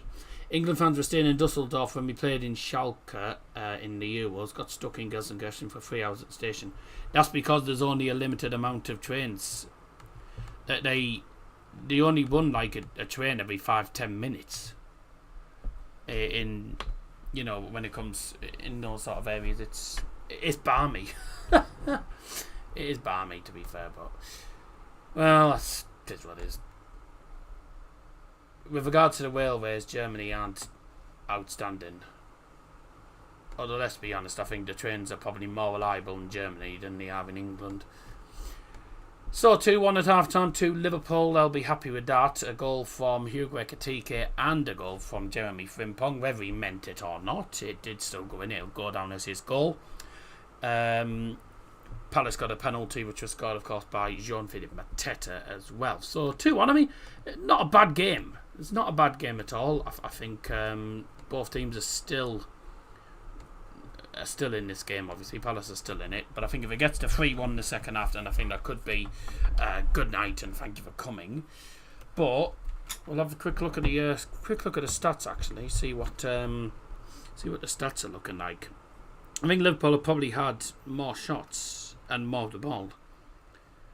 Well, I did say there hadn't been a lot of chances in the game, certainly in the final 10-15 minutes of that half. But Crystal Palace have actually had more shots. They've had 5 shots, only 1 on target. Liverpool have had 4 shots, 2 on target. So when they've had the chances, they've been decent with them. 2 yellow cards in the game so far, and they were both for Ibrahim Konate and Florian Wirtz, who has got himself a yellow card and an assist, obviously, in this game. Dominic Szoboszlai got the assist for Jeremy Frimpong's goal. Only 1 sub made in that game, of course, due to injury. Daiji Kamada had to go off. He was replaced by Will Hughes about halfway through the first half. Liverpool having 65% of the ball, which I was expecting. I expected them to have more of the ball because they do like seeing a lot of the ball, don't they? Rangers away, the train that went via Carlisle only had 2 carriages on for a lot of fans. Oh dear. 2001 in Munich, that famous night, got a cheap weekend for £1 to France and then drove to Germany. Oh yeah, nowadays it's 100 odd quid just to get the bloody ferry to ferry over to France. It's about 100 odd quid. And over to Calais, it's just balmy prices.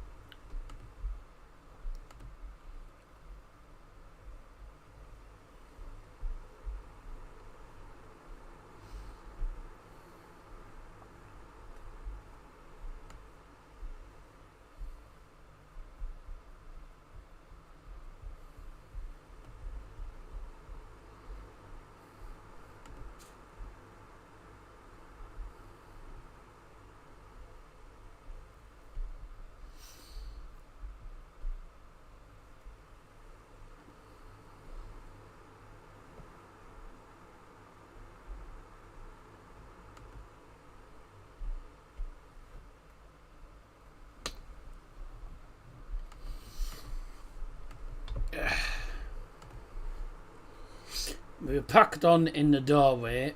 Thought they had another carriage at Newcastle. They didn't, so we got off at the Metro Centre, got on the next train to Newcastle and went via Edinburgh. Right, and then I assume you got so you went so you went back to Newcastle and went to Newcastle to Edinburgh, and then no, I assume you did Edinburgh to Glasgow Central, which would be correct.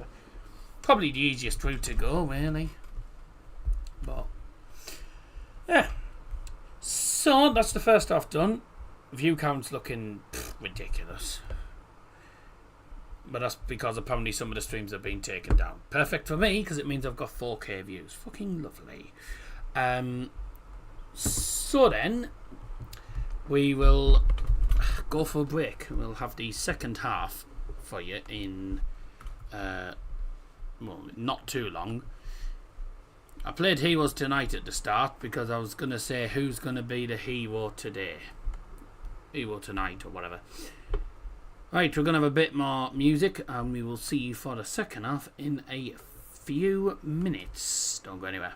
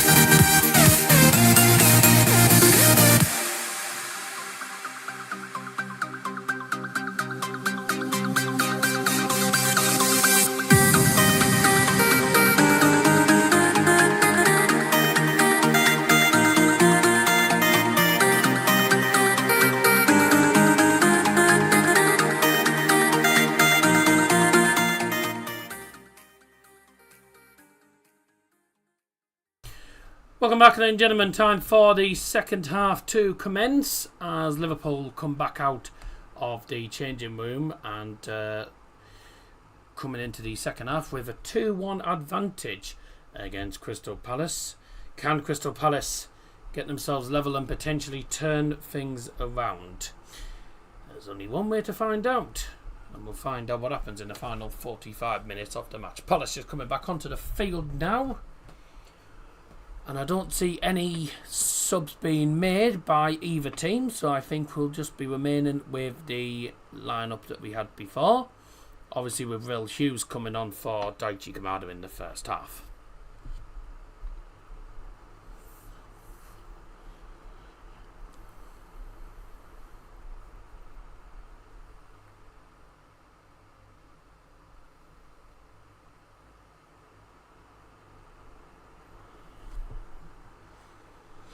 Get cheap holiday abroad to go to airport, see what last minute flights had cheap holidays to Belgium and Scandinavia. Fairs.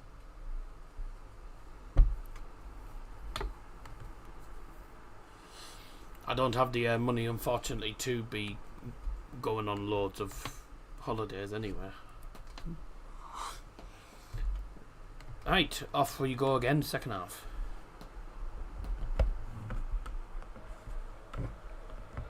Eza receiving his first touch of the second half. Florian Wirtz in the vicinity as well. Eza looking to slip away here from Frimpong, but Liverpool's German international there. Wirtz just going to get put in. There's Cody Gakpo, the first opportunity in the second half here for Liverpool to attack, taking on Richards.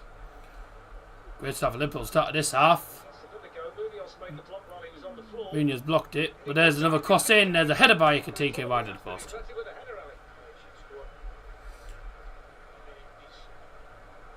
He does well to hold off. I think it's Gay initially. Mitchell comes across. He's stronger than £10 to £15 cheap as that. Yes, but then you've got baggage to pay. You've got you've also got spending money to you need to have spending money and everything. And then also you do also have to remember that normally when you go abroad, you do normally have to pay for you normally have to pay for travel insurance. So Mo Salah, I'm sure would like to be more involved in the game in the second half. Just on the subject of Ekitike, if we were to do a deal for Alexander Isak, I mean, you can see him playing in a wide position, couldn't you? I think it looks as though he can play anywhere along the front. Yeah. I wouldn't think that would be a problem to him at all.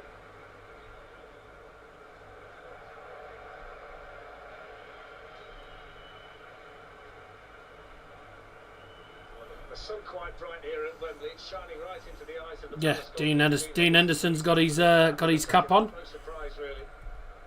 The rest of it, the other half, is completely in shadow now, as you can see from the pictures. But he's got the sun in his face. Florian Wirtz onto Mo Salah, and look at the run being made inside of him by Frimpong, which is a different aspect to the Liverpool team. That's not the kind of run that you would have seen Trent Alexander-Arnold It's a play. brilliant run, because the one thing it does, even if he gets it or not, he brings Lacroix out of that central position to create space. Florian Wirtz gives it back to Mo Salah, who was able to keep it in play and wins the corner off Tyrick Mitchell.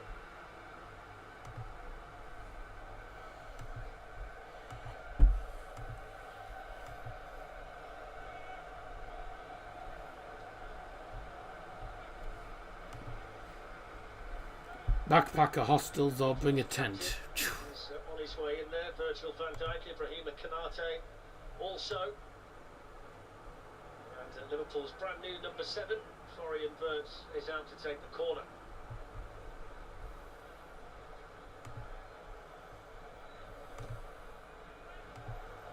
Ooh. Switch it underneath for Crystal Palace. On it goes by Eza.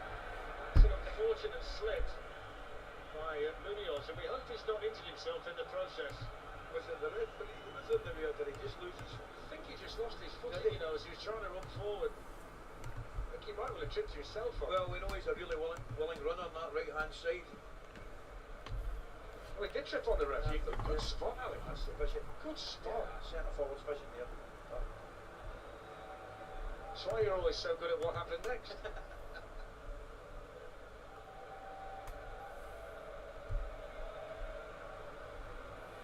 For the first time in a long time, there could be a case of the referee well within his rights to give himself a yellow card there. Milan were the biggest team in the 90s and still decent team in the noughties. What a decline. Yeah, they've declined massively, haven't they? They've had a massive decline.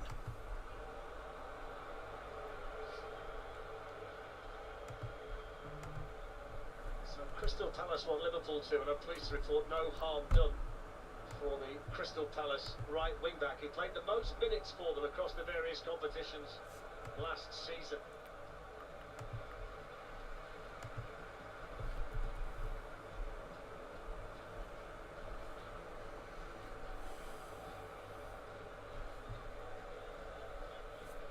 This was very much been Liverpool's. This fixture, Crystal Palace have only won one of the last 16 against Liverpool. It's been a lopsided rivalry. There's been some big wins as well for Liverpool during that sequence. Not as big as the previous time they played before the 4-3 game. Do you remember that result? Live indeed. That's a mistake. It was 9, wasn't it? So I was just looking at something. Will Hughes has given away a free kick. Liverpool with a free kick just in the one half at the centre circle now. Any watch this would think it was Chelsea v MK Dons. No, it's not that. New faces. All football fans do, but I still think the positivity around Crystal Palace at this moment in time is very, very evident. There's Cody Gakpo playing a good ball forward here to Ekitike. Dundee United are drawing 2-2 again. It'll be the third game on the bounce they've drawn 2-2. They do 2-2 at Falkirk, 2-2 against Vienna, Rapid Vienna, and 2-2 at the moment against Hearts. At least they're not losing games, but they could do without drawing every game. There's a low cross, Hugo Ekitike! Oh dear, miles away.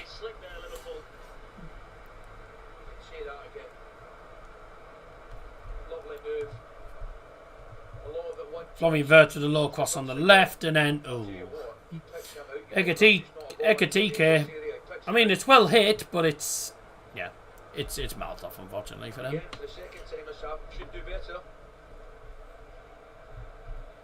Still Palace 1, Liverpool 2. Will Hughes, what an underrated player. Give that man an England cap. Wouldn't say no to that, to be fair. He's a decent player. Is he as good as he used to be? Gobert has just tweeted out that Ekitike could have had a hat-trick. He could have had more than just one goal today.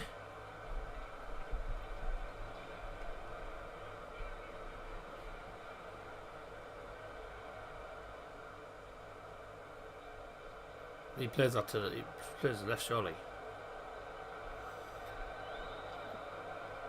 Kirkers to Dominic Szoboszlai, that was. Liverpool working the ball around well. Some lovely passing. Oh, good challenge in the end. Palace coming away now. Coming forward with it. I was going to say that's a good ball, but I think it's overhit. Munoz is against Gakpo, and yeah. I think Gakpo was always going to come out on top there.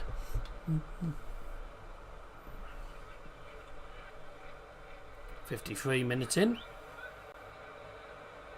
That's a great ball from Curtis Jones. Headed on.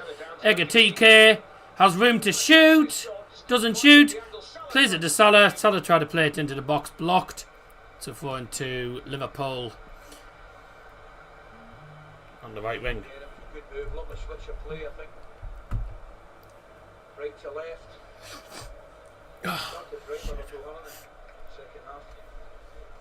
No bloody itching nose to annoy me. Nose is annoying me Example tonight. this summer of how you sell players. A lot of teams are good at buying them, but they're not very good at selling them. But they've managed to get players out to generate the revenue and generate space in the squad for the ones who have come in. Seems to be a lot easier to buy them than sell them these days, Ali. Sure. Ooh, Palace have come away if he plays it through correctly here, yeah? As is in. Nah. That's never a foul. He's tried to get... He's gone against 2 Liverpool players and he's just got, like... He's gone down. He's gone down. I don't think either Liverpool player fouls in there. There's no foul there. He's offside anyway. Salah was offside there. That's a foul. Yeah, free kick Palace. Obviously VAR will be checking, but for me there's nothing in this. He's trying it against 2 Liverpool players. Nah, it's not going to be a penalty. Glasner wasn't. I don't think Glasner was overly chuffed by that.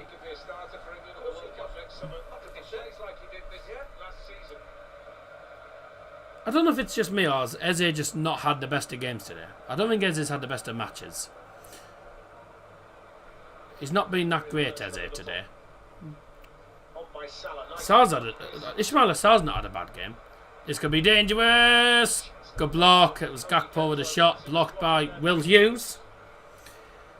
And obviously, Matt in the chat did say Will Hughes underrated player. He's a good central midfielder. Him. He's more of a holding midfielder really. Daichi Kamada's more. Well, obviously Daichi Kamada's not on the field now, but Will Hughes is more of a holding midfielder.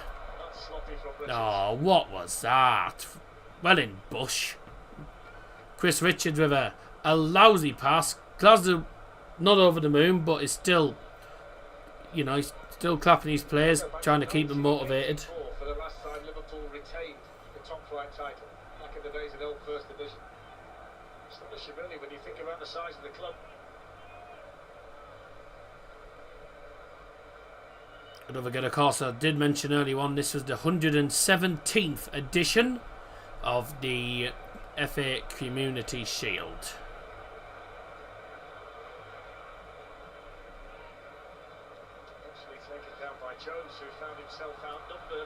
Go on then.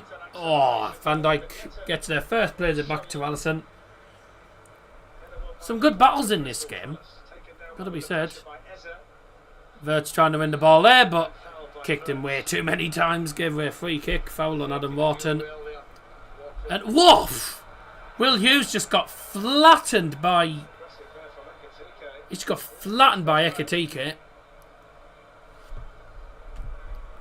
Ball in for Palace. It's gone to left-hand side. It's Tyreek Mitchell. Will Hughes leaves it. Gay plays it to Will Hughes on left-hand side. Mark Gay swings it in, headed on, and oh wow, headed on and headed wide in the end. Oh.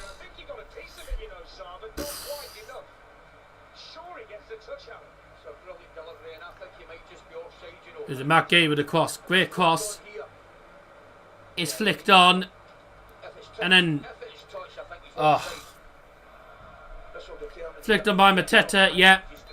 And Ismail Assar tries to head it into the back of the net at the far post. Gets a bad connection on it and goes wide. He is just offside anyway, so it wouldn't have counted, but... Wow. Very, very unlucky there. Very unlucky.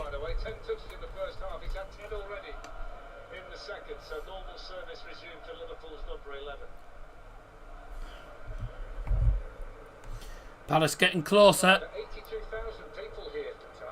Good attendance then. Over 82,000. We'll find out what the official attendance is in a short while. Here come Liverpool again. Liverpool moved the ball around quite nicely, actually, I must say. The way that Arne Slow's got them playing is good. And to say that Palace are a good side. I think Palace will do well in Europe, whether it's Europa League or Conference. I think they'll do well. He'll do well, I think. He certainly set records for beer sales, I saw, and you weren't even here.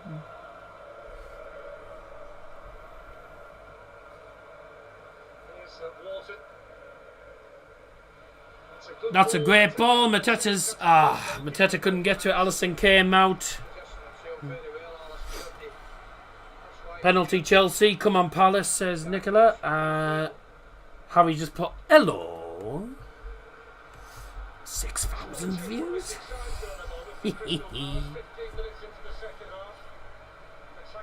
Lovely. Corner for Palace, I think that is. It's going to be taken in front of their fans.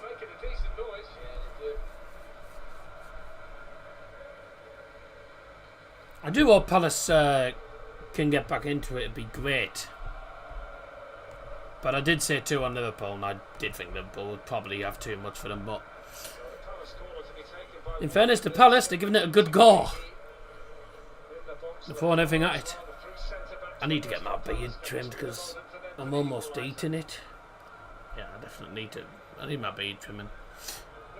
Corner came in, headed on. There was some pushing in the penalty area. As they shot from outside the box, is deflected out for a corner. And Sean Philip Mateta trying to get the fans going.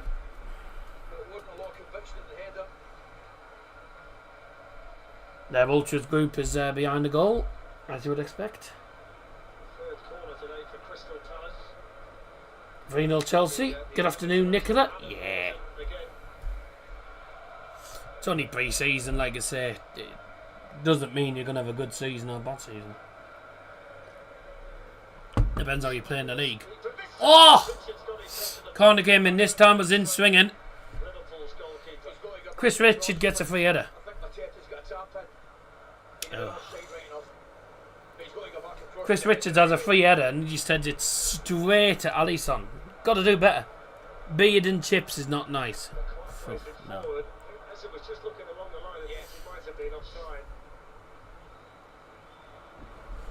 Ugh. Just bear me 2 seconds. I'll be back in a moment. Ugh.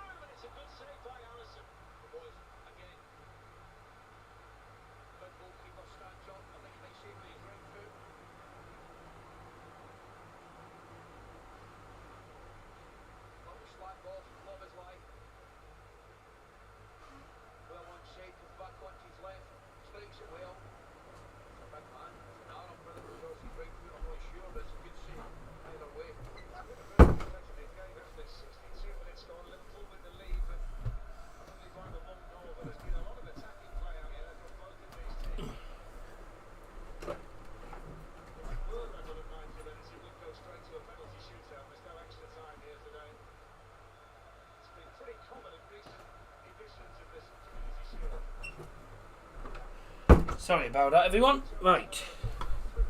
Back again. Oh, mind the table does. Right, back again. Sorry about that.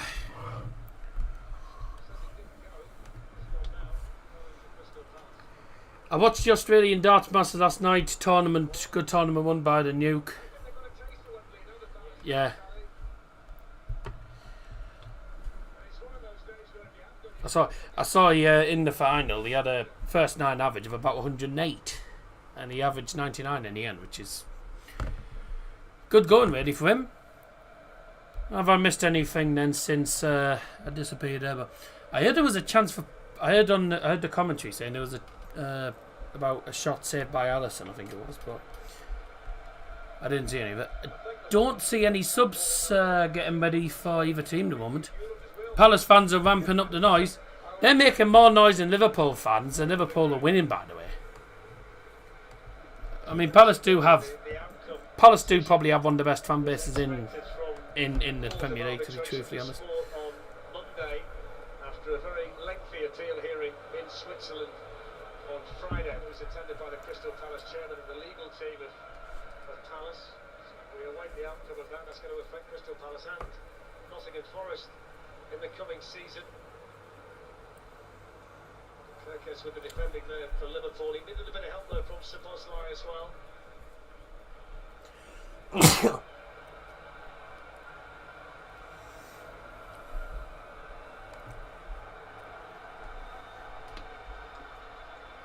Me wrong. First Community Shield was Manchester United v QPR 1910 was Brighton Aston Villa.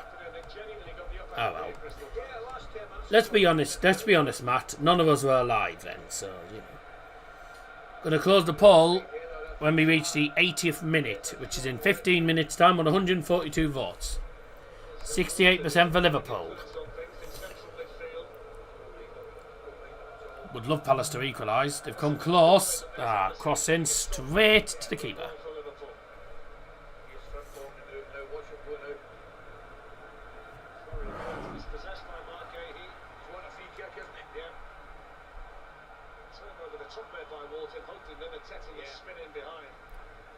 Interesting though from an Alisson perspective because they've got Marmadashvili as well now, a Georgian who hasn't come to sit on the bench. He wants to start. He's in a good opportunity for him. I would suggest he might have to for a while. If that fella plays like he did the night we saw in Paris, you can forget all about it. Goalkeeping performance of the season. Yes.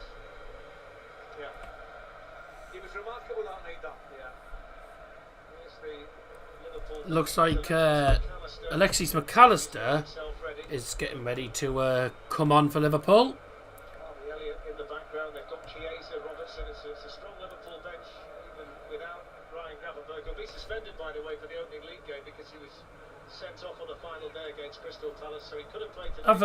I forgot Van Bronckhorst was part of the coaching staff for Liverpool. I forgot he was with them. Jan Van Bronckhorst. Bronckhorst, not Bronckhorst. Bronckhorst? Bronckhorst. Forgot he was part of them. There's a lot of unknowns. I just wonder how Chelsea will do that. They did superbly well, obviously. Next stream on Wednesday, ladies and gentlemen. So you got a couple of days off. I've got a couple of days off. Won't be going to the gym tomorrow as I'm busy with family. I'm going to be busy with family tomorrow, so I won't be at the gym. Busy singing with the family in the afternoon. So, not the best idea to do cardio and then sing in the afternoon. It's not the best thing to do. But he... For Liverpool, so it looks like two changes are on their way, two midfield players.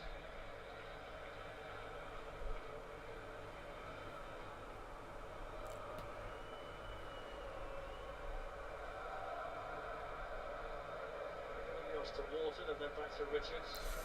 Looks after the ball so well, doesn't he, Wharton? Rangers boss and Arsenal player. Which first Manchester club won the FA Cup? City, United, Bury. United, Bury City.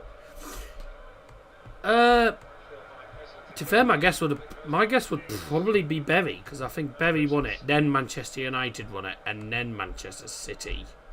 I think it would be in that order.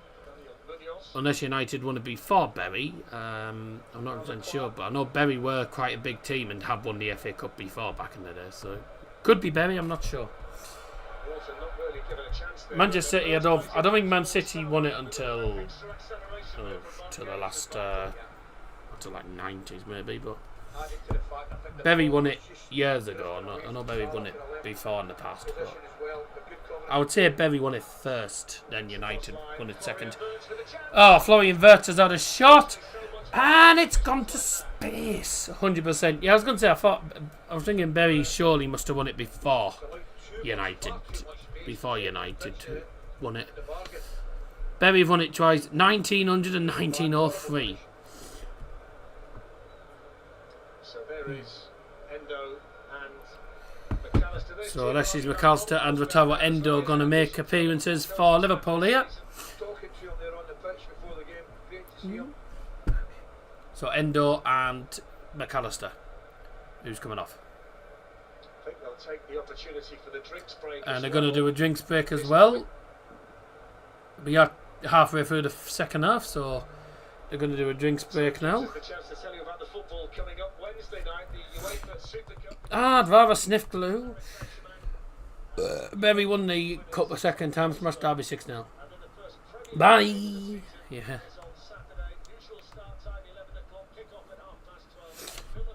Start at 11 o'clock and the match doesn't start till 12:30. Really? Don't need an hour and a half of build-up. They just chat crap anyway. They chat shit anyway. At least if I'm going to chat shit before the game, I'll only do it for half an hour. An hour and a half? Ridiculous.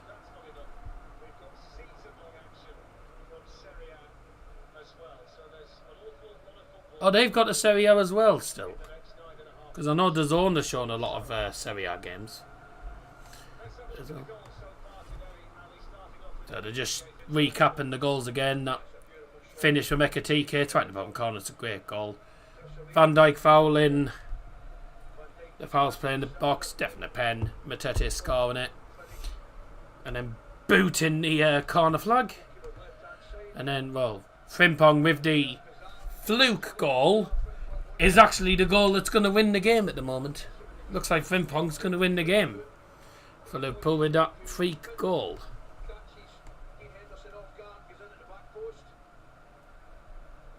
Who's coming off? Okay. Substitutions for Liverpool. Leaving the field, number 22, Hugo Ekatike. Coming on the field is number 10, Alexis McAllister. And also leaving the field for Liverpool's number 17, Curtis Jones. Coming on the field to replace him is number 3, Wataru Endo.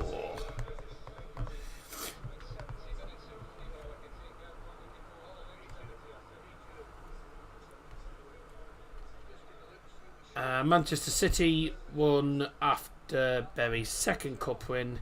Man United in 1909. Oh, Man City won after Bury.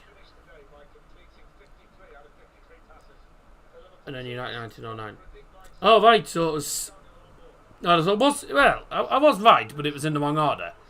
I said it was Bury first, surely, and then probably United and then City. But turns out it's Bury, then City, then United. Oh, well. United still... United have still won it more times than Man City.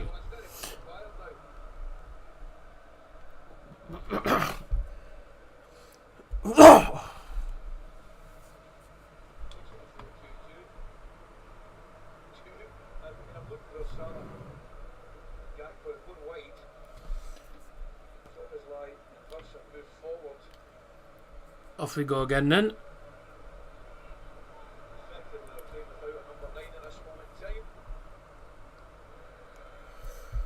Alisson with the ball in, swings it forward. 18 minutes left for Liverpool to see it through. Palace will do everything they can to get an equaliser, but a third goal for Liverpool would seal it completely. Frimpong's gone down, holding his leg, slapping the ground. He's not very happy about it. He looks like he's in pain.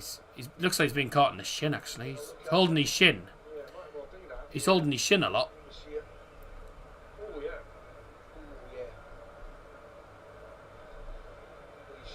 Whoa!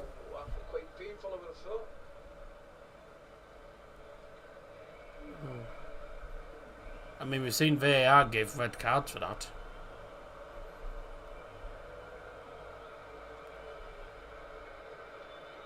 More shin pads of any significant size, it would reduce the risk of that happening, and they wouldn't stop it altogether. But not a greater level of protection. They're not much bigger than a lamb chop these days, are they? The shin pads.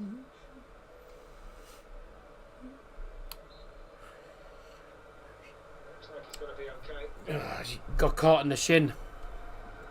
The new shin pads that the players wear these days, like, they're just all very small. They're only about They're only about that big. They're quite small. They only go like halfway up your shin. You need them. What you need is the old tradition. You need the old traditional ones to actually cover your full shin, like I have. But most players these days just use a little sort of little like, let's say, clip-on ones. Or the little ones you just strap on. And then sometimes, a lot of the time, they're no good because you get caught in the shin. It's not going to do much good, is it? So, can Palace get an equaliser in the final 15 minutes? Or will Liverpool get their 17th Community Shield? Remember, Palace looking for their first ever Community Shield, won their first ever major trophy, the FA Cup, at the end of last season against Manchester City. But it's looking like Liverpool are going to be heading towards another Community Shield victory. And Palace are going to make a sub soon as well. With Chris Richards on the ball, playing it all the way back. There's Maxence Lacroix. Great, very good centre-back, by the way, Maxence Lacroix. Brilliant centre-back, in my opinion. Along with Mark Gay. And Chris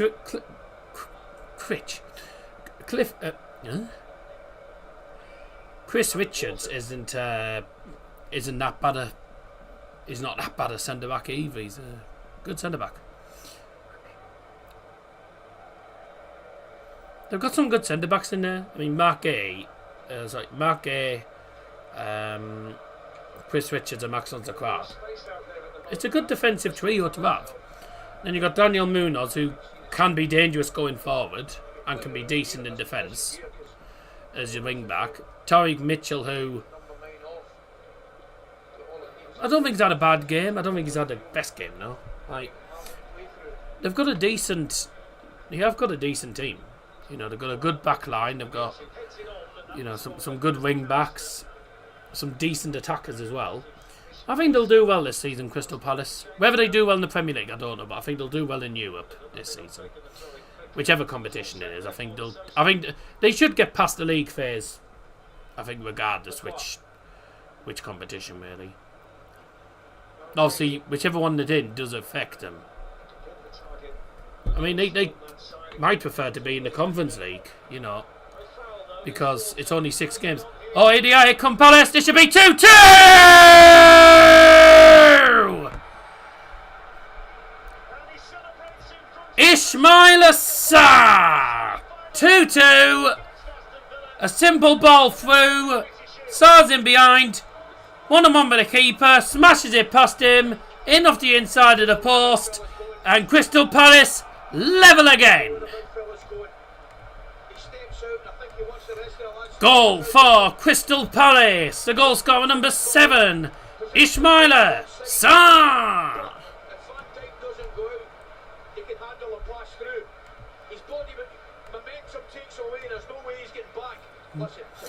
That's not a foul. That is never a foul. That's not a foul. There you go. Simple ball. Ismail Assar gets the shot there. He's miles ahead of... there's no way Van Dijk's keeping up to him once he pushed up there. He's definitely onside. Straight past him, in off the post. And Oliver Glasner with a celebration. And good time as well, because it's going to have a substitution for Palace now. Palace have the momentum and they're making the switches. Been a decent game of football, this, the Community Shield. Been a good match, really good match. 2-2.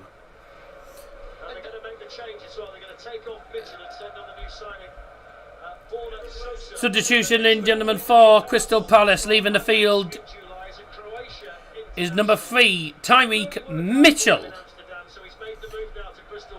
Coming on the field for Crystal Palace is number 24, Borna Sosa. We're just commenting on how Palace played the last 10-15 minutes. You can't really say it's been a shock. Oh, here we go. Are you ready for the Palace fans to start singing their chant? They're going to sing this chant in a minute. Shield rears its head once again. Well, it's Crystal Palace at the moment, the team with the momentum. First touch for Sosa. Eza. My TV's not even that loud, but I can. But they are quite. Oh! This could be it! Ah! The great ball in, not dealt with by Liverpool. Sarr tries to hit the shot, takes a touch off a Palace player and loops out for a corner. Claims a handball. Now.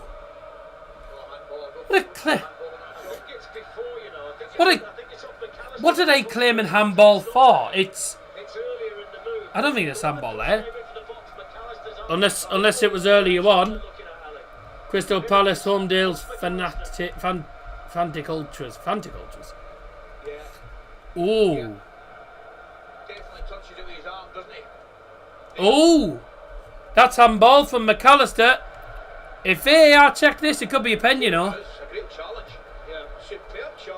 VAR is checking it. Looks like they are checking it, I think. They are checking it. It hits his hand. Whether it's intentional or not, it does hit his arm. And his arm's out like that. Oh, they're lucky. They are lucky. No pen given. They are lucky. Wow. Wow. They're quite bit lucky there, Liverpool. It's because it's not against Man United. If it was Man United, they would have. If it was a United player that did that, they'd have given a pen. But yeah, they won't give it because it's Liverpool. Shock. You know the bloody VAR referees are always wanting Liverpool to win. For me, it's handball. It should have been a pen. Handball's a pen, simple as that. So I'm quite. I'm surprised. I'm surprised they have not even called him to the monitor. Harvey Elliott is getting ready to come on. I hope Ben Doak gets featured, because otherwise he's gone back to Liverpool just to be a bench warmer again. But he'll get good money for it.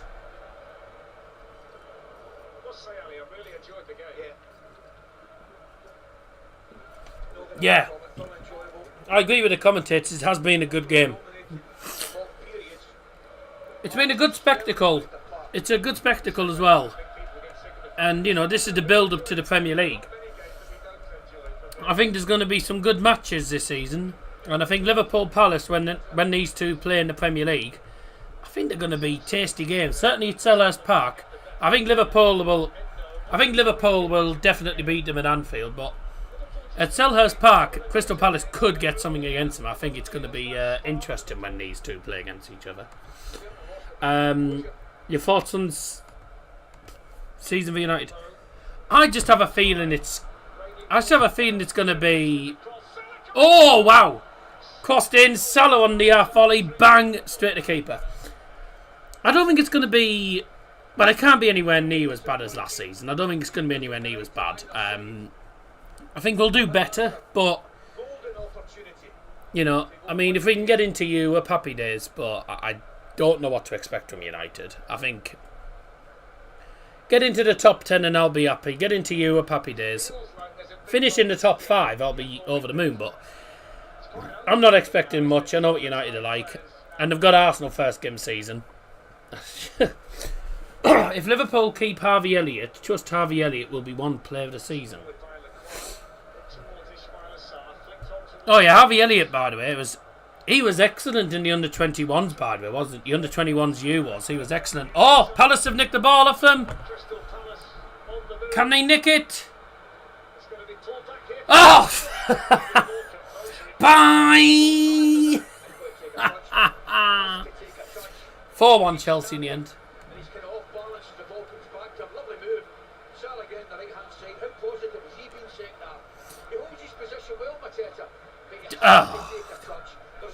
Mateta, I mean, he had time. He could have just, you know, all you needed to do. Touch, bang, in the net, and he sent it miles away. Substitutions for Liverpool leaving the field is number 7, Florian Wirtz.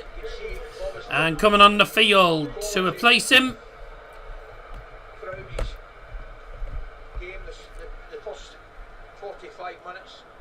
is number 19, Harvey Elliott. Robertson coming on for Kirkes as well, so what a situation that is. And another substitution for Liverpool leaving the field is number 6, Milo Kirkes. Coming on the field, number 26, Andy Robertson. Substitution for Crystal Palace leaving the field is number 20, Adam Walton.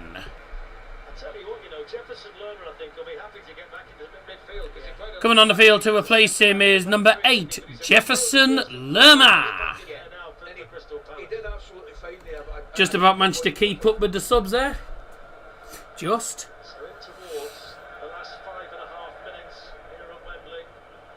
4 subs made by Liverpool. And 3 subs made by Palace. 2-2 then. Reminder, if this match ends as a draw, it is a penalty shootout. Do I have the penalty shootout? Oh, I don't. The only penalty shootout graphic I have, I'm pretty sure, is for... The only shootout graphic I have is for the Carabao Cup.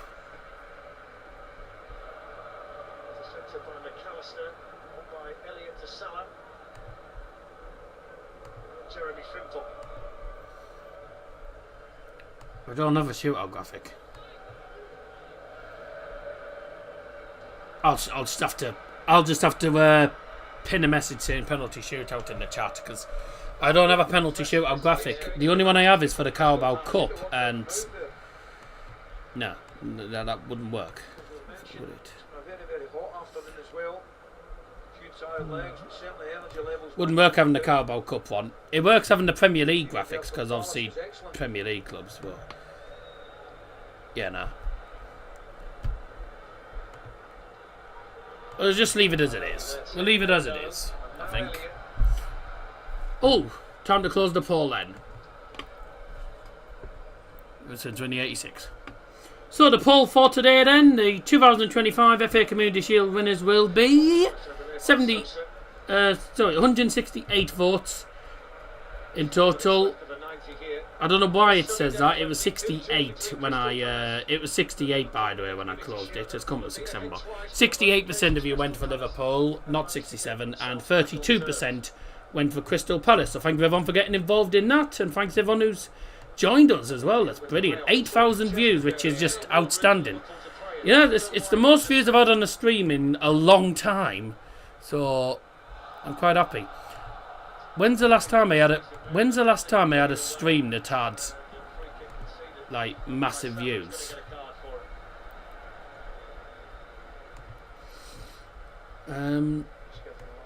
So 19, 17, 6,000. Oh wow! So that means now. Well done everyone. That means that this stream is now the third most popular stream on the channel, behind the 17,000 from the Oldham Southend game and the 19,000 for the Everton United watch along, which had the FA Cup draw, which was obviously years ago. That's brilliant. The third most popular stream on the channel. I'm over the moon by that. Absolutely over the moon. Brilliant now. It's easy now to get the team lined up. Now.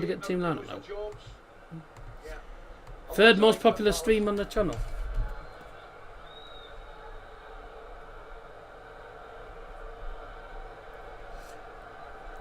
I've just had a look at the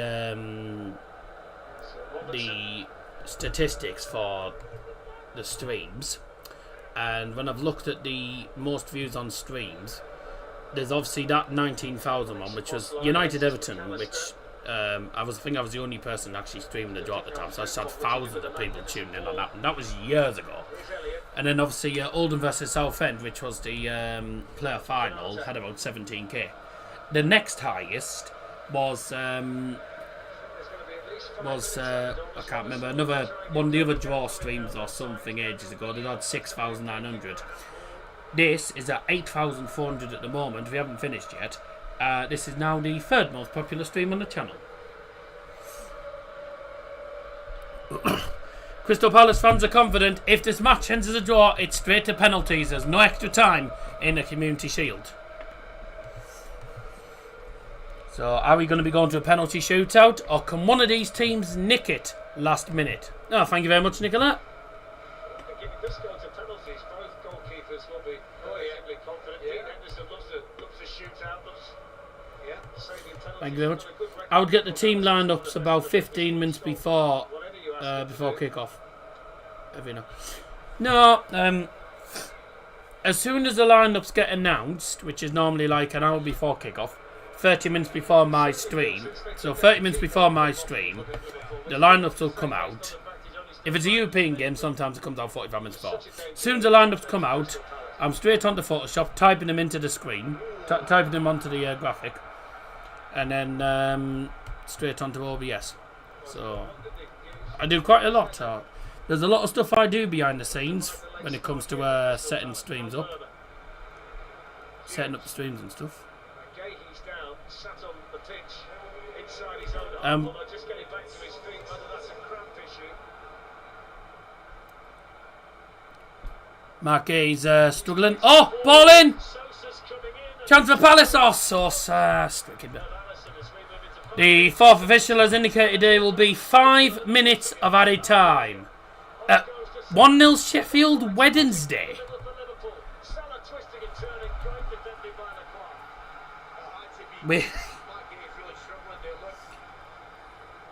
1-0 Sheffield Wednesday. What the fuck?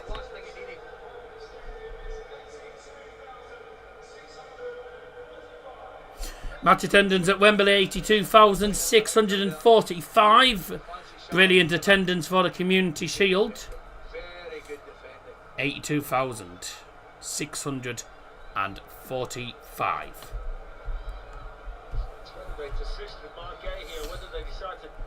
Are they going to stick with Mark Gay, or are they just going to change someone? Oh, why is my flash scores not working? Justin Devaney. Justin Devaney coming on. Yeah. I thank you, Nicola, and to Matt. Thanks so much, Matt, as well. Appreciate that. Nathaniel Chalobah it was that scored for Sheffield Wednesday. Not even, by the sounds of it, it's been a decent game. 5 shots each as well. Cool. Leicester City struggling as well. So Sheffield United. Well, shot from Szoboszlai. Pretty easy in the end for Dean Henderson. Can Crystal Palace nick it later on? They've got the ball at the minute at the halfway line. Will Hughes. Mark Gay's gone down. Mark Gay's gone down again. He's going to be coming off. He's definitely going to be coming off this time. I'll just put the ball out of play. Sensible. Put the ball out of play, Will. Mark Gay is going to be heading off the field by looks of it. With cramp, unfortunately. It's a shame, but he's had a good game, Mark Gay. But he's on himself into the ground now.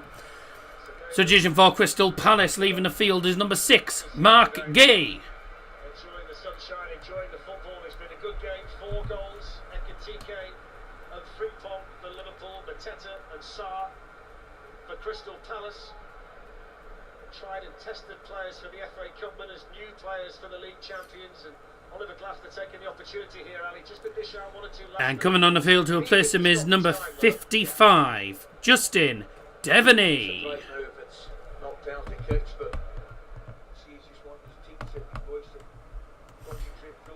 Mark Hayes played well today. For what Wednesday going through as well, this will be great. I think Sheffield Wednesday have got game plan. Come on, youngsters, play for pride, no fear, and you'll shock this season. Shock everyone this season. I don't know.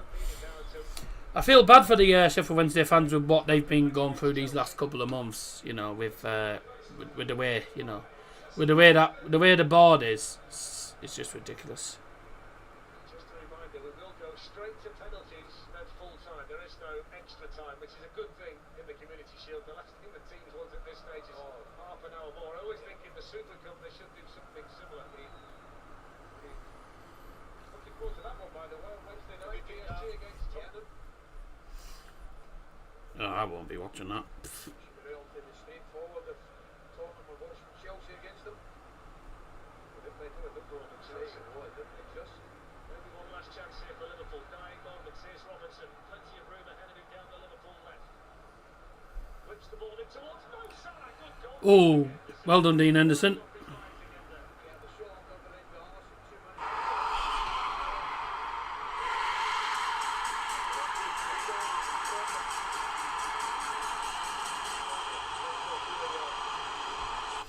That was when Jay Stansfield scored for Birmingham. I'd love the manager post at Hillsborough. Right, final moments of this game. We're going to be heading to penalties, I think, because we are almost at the end of the game. Although I haven't said that, you can add on an extra minute at least. You can add on an extra minute for Mark Gay going off injured. So probably be another minute, really. There should be, anyway. Taking your time for the ball then, Frimpong. He's taking too long there, Kavanagh. Taking so long there. The farming time has been played. Win to added time. In on time. Oh, Devaney! Oh, wow. That would have been something. The youngster scoring at Wembley. It's a good shot as well. Fizzes it just wide of the post.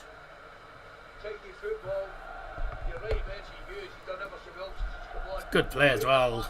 Eze to Devaney.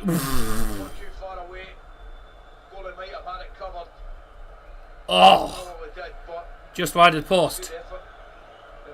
No. Liverpool strike again. Palace should have had a penalty one. Yeah. Controversial. But what a surprise. It's Liverpool. The referees love Liverpool. So sit down. The final score at Wembley Stadium in the 2025 FA Community Shield. Crystal Palace 2. Liverpool 2. And the 2025 Community Shield will now be decided by a penalty shootout.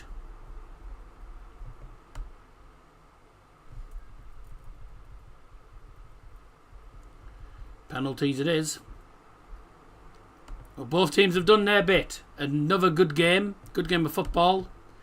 Well done to both teams. They've made it an entertaining match.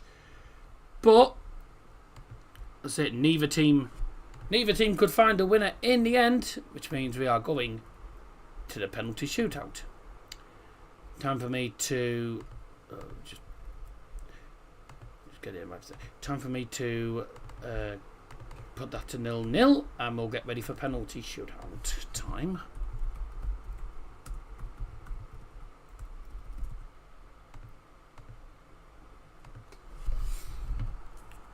Like I say, do stay tuned. We've got the penalty shootout in a few moments. Very an entertaining game of football. 2-2 in the end. It's finished in the Community Shield. A very entertaining Community Shield final. Crystal Palace and Liverpool 2-2 in the end. It's finished. But yeah, no, a good game. The second half, I think both halves really were fairly even. I think a draw is probably a fair result. Neither team could nick it in the end. I thought Justin Devaney was going to score in the dying moments there. That would have been quite a story, but unfortunately for him it didn't go in. It went wide at the post. Penalties not starting yet. I'll let you know when the penalties do start. So, who's going to be winning on penalties then? A reminder, of course, of the goals. Hugo Ekitike with the first goal of the game, scored inside the first 4 minutes of the Community Shield. It was Florian Wirtz playing it to Hugo Ekitike. He turned, took a touch, And then Cooley slots it low from outside the penalty area into the bottom corner past Dean Henderson. Dean Henderson was never going to get to it. It was a lovely goal. And then, of course, penalty given away in the end by Virgil van Dijk, scored by Jean-Philippe Mateta to make it 1-1.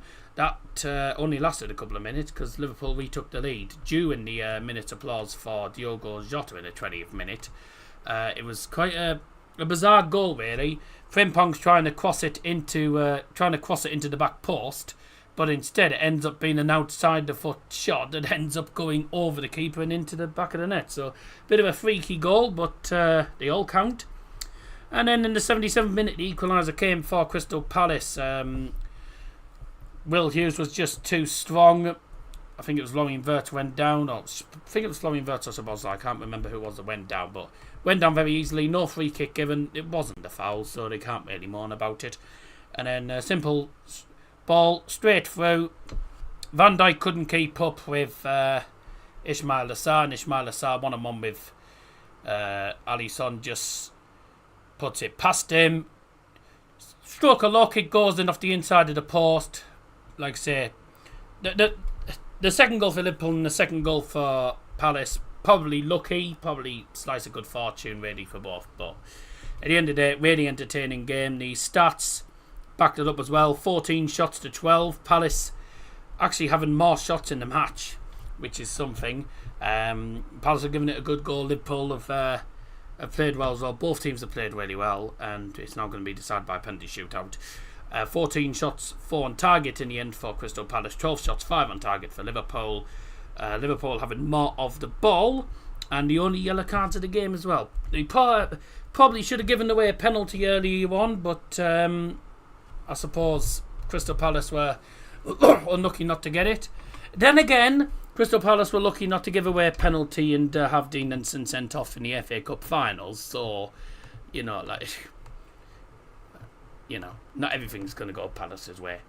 But as usual, they are just deciding to not give the penalty. It should have been a pen, and I think Liverpool got away with that.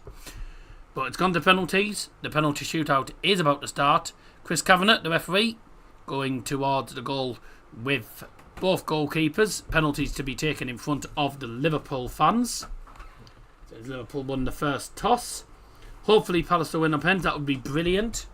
But we'll see who is going to be crowned champions now. Who is going to be crowned the winners? There's only one way to find out. And that is by the penalty shootout. Hello, you alright? Yeah. So they did nothing for your mum, right? What are you on about here?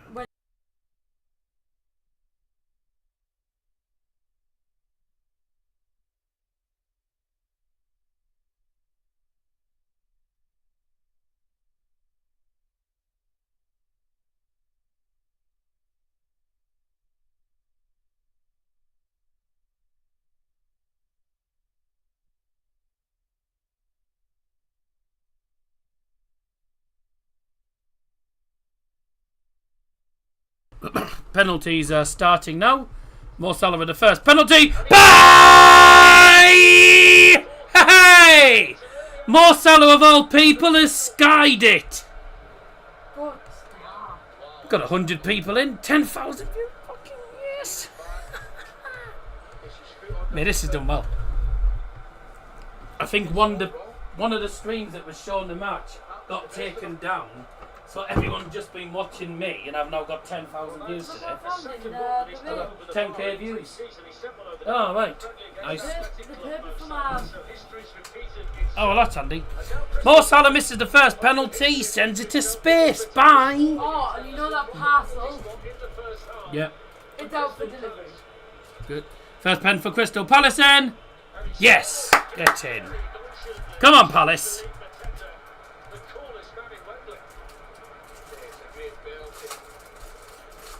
Palace run on pens. Minion. Shut up, Harry! British Superbikes live on Crest. Thanks very much, Matt. I'll sleep better knowing that. And I know it's Harry, And I won't be watching it. Freddie said they scored. Palace have scored. Liverpool missed their first pen and it was Mo Salah. Alexis McAllister came on as a sub.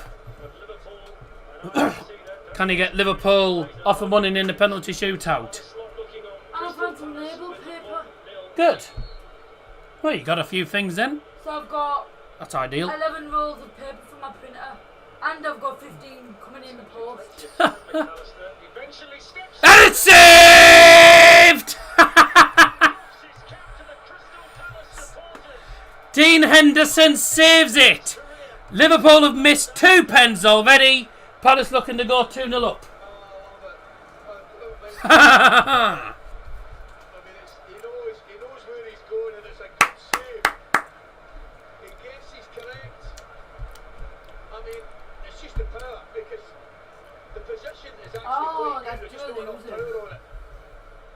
Well, he's the Crystal Palace hero at the moment. Good save. And now Hezza steps up. It's a great save, by the way, because that pen's gone straight into the bottom corner. Told you I was get penalties right. Well, don't speak too soon, mate. Ismail Assar with the second penalty for Crystal Palace. Slow one up. Ah, saved. Alisson tips it onto the post and it comes out. First penalty missed by Crystal Palace. It's a shocking pen, to be fair. Quite easy for Alisson in the end. Such a slow, stuttered one-up. It's a terrible one-up.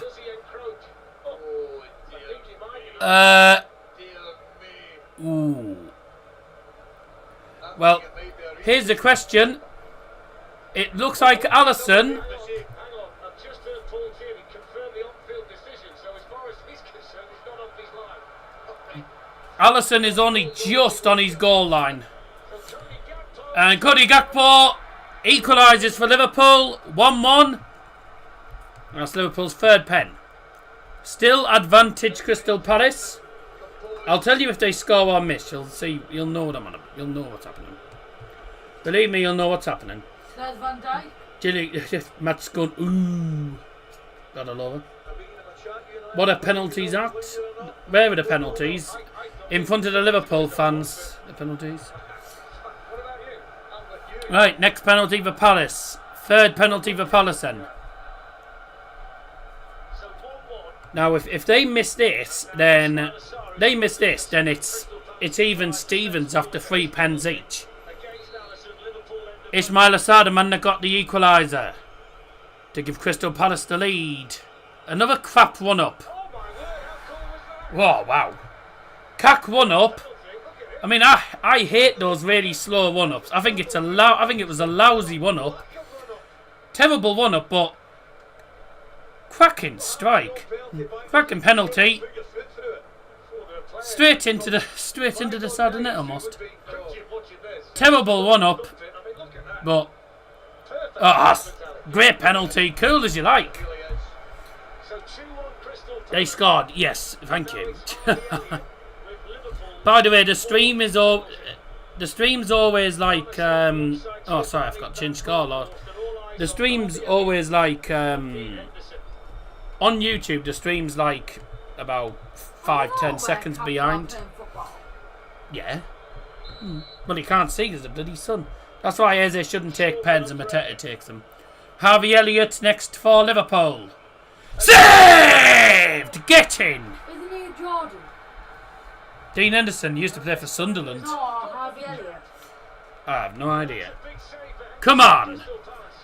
Match point for Palace. If they score, they win the Community Shield for the first time. Come on. No, he's looking. Yeah, everyone does that. No, he's from Surrey, Harvey Elliott. Elliott's from Surrey. So what a moment this is. Here we go, this is the new signing, Borna Sosa, the Croatian, to win it for Crystal Palace. Oh, he's in the bar. Oh. Still match point though. Oh no. He hit that with so much power it cannoned off the crossbar. Oh. That's cannoned off the bar. Very unlucky, but still match point. Liverpool must score and then hope that Alisson can save the final pen to take it to sudden death. We're on to the 5th and final penalty for Liverpool. It's Dominic Szoboszlai, and he has to start. He has to score to keep them in the game. Good pen.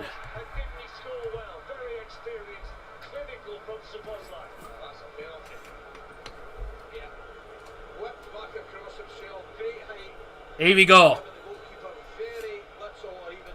Still match point, remember. Who's taking this? Oh, is this the youngster? It's the youngster. Justin Devaney almost won the match for Crystal Palace right at the end. He shot fizzed wide at the post. Justin Devaney, the youngster, is taking the final pen for Crystal Palace. A lot of pressure on young shoulders in front of 82,000 in this stadium. Can he win the Community Shield for Crystal Palace? Can the youngster do it against Alisson? This to win it! Yes! Justin Devaney has won the Community Shield for Palace. Ladies and gentlemen, the winners of the 2025 FA Community Shield, Crystal Palace.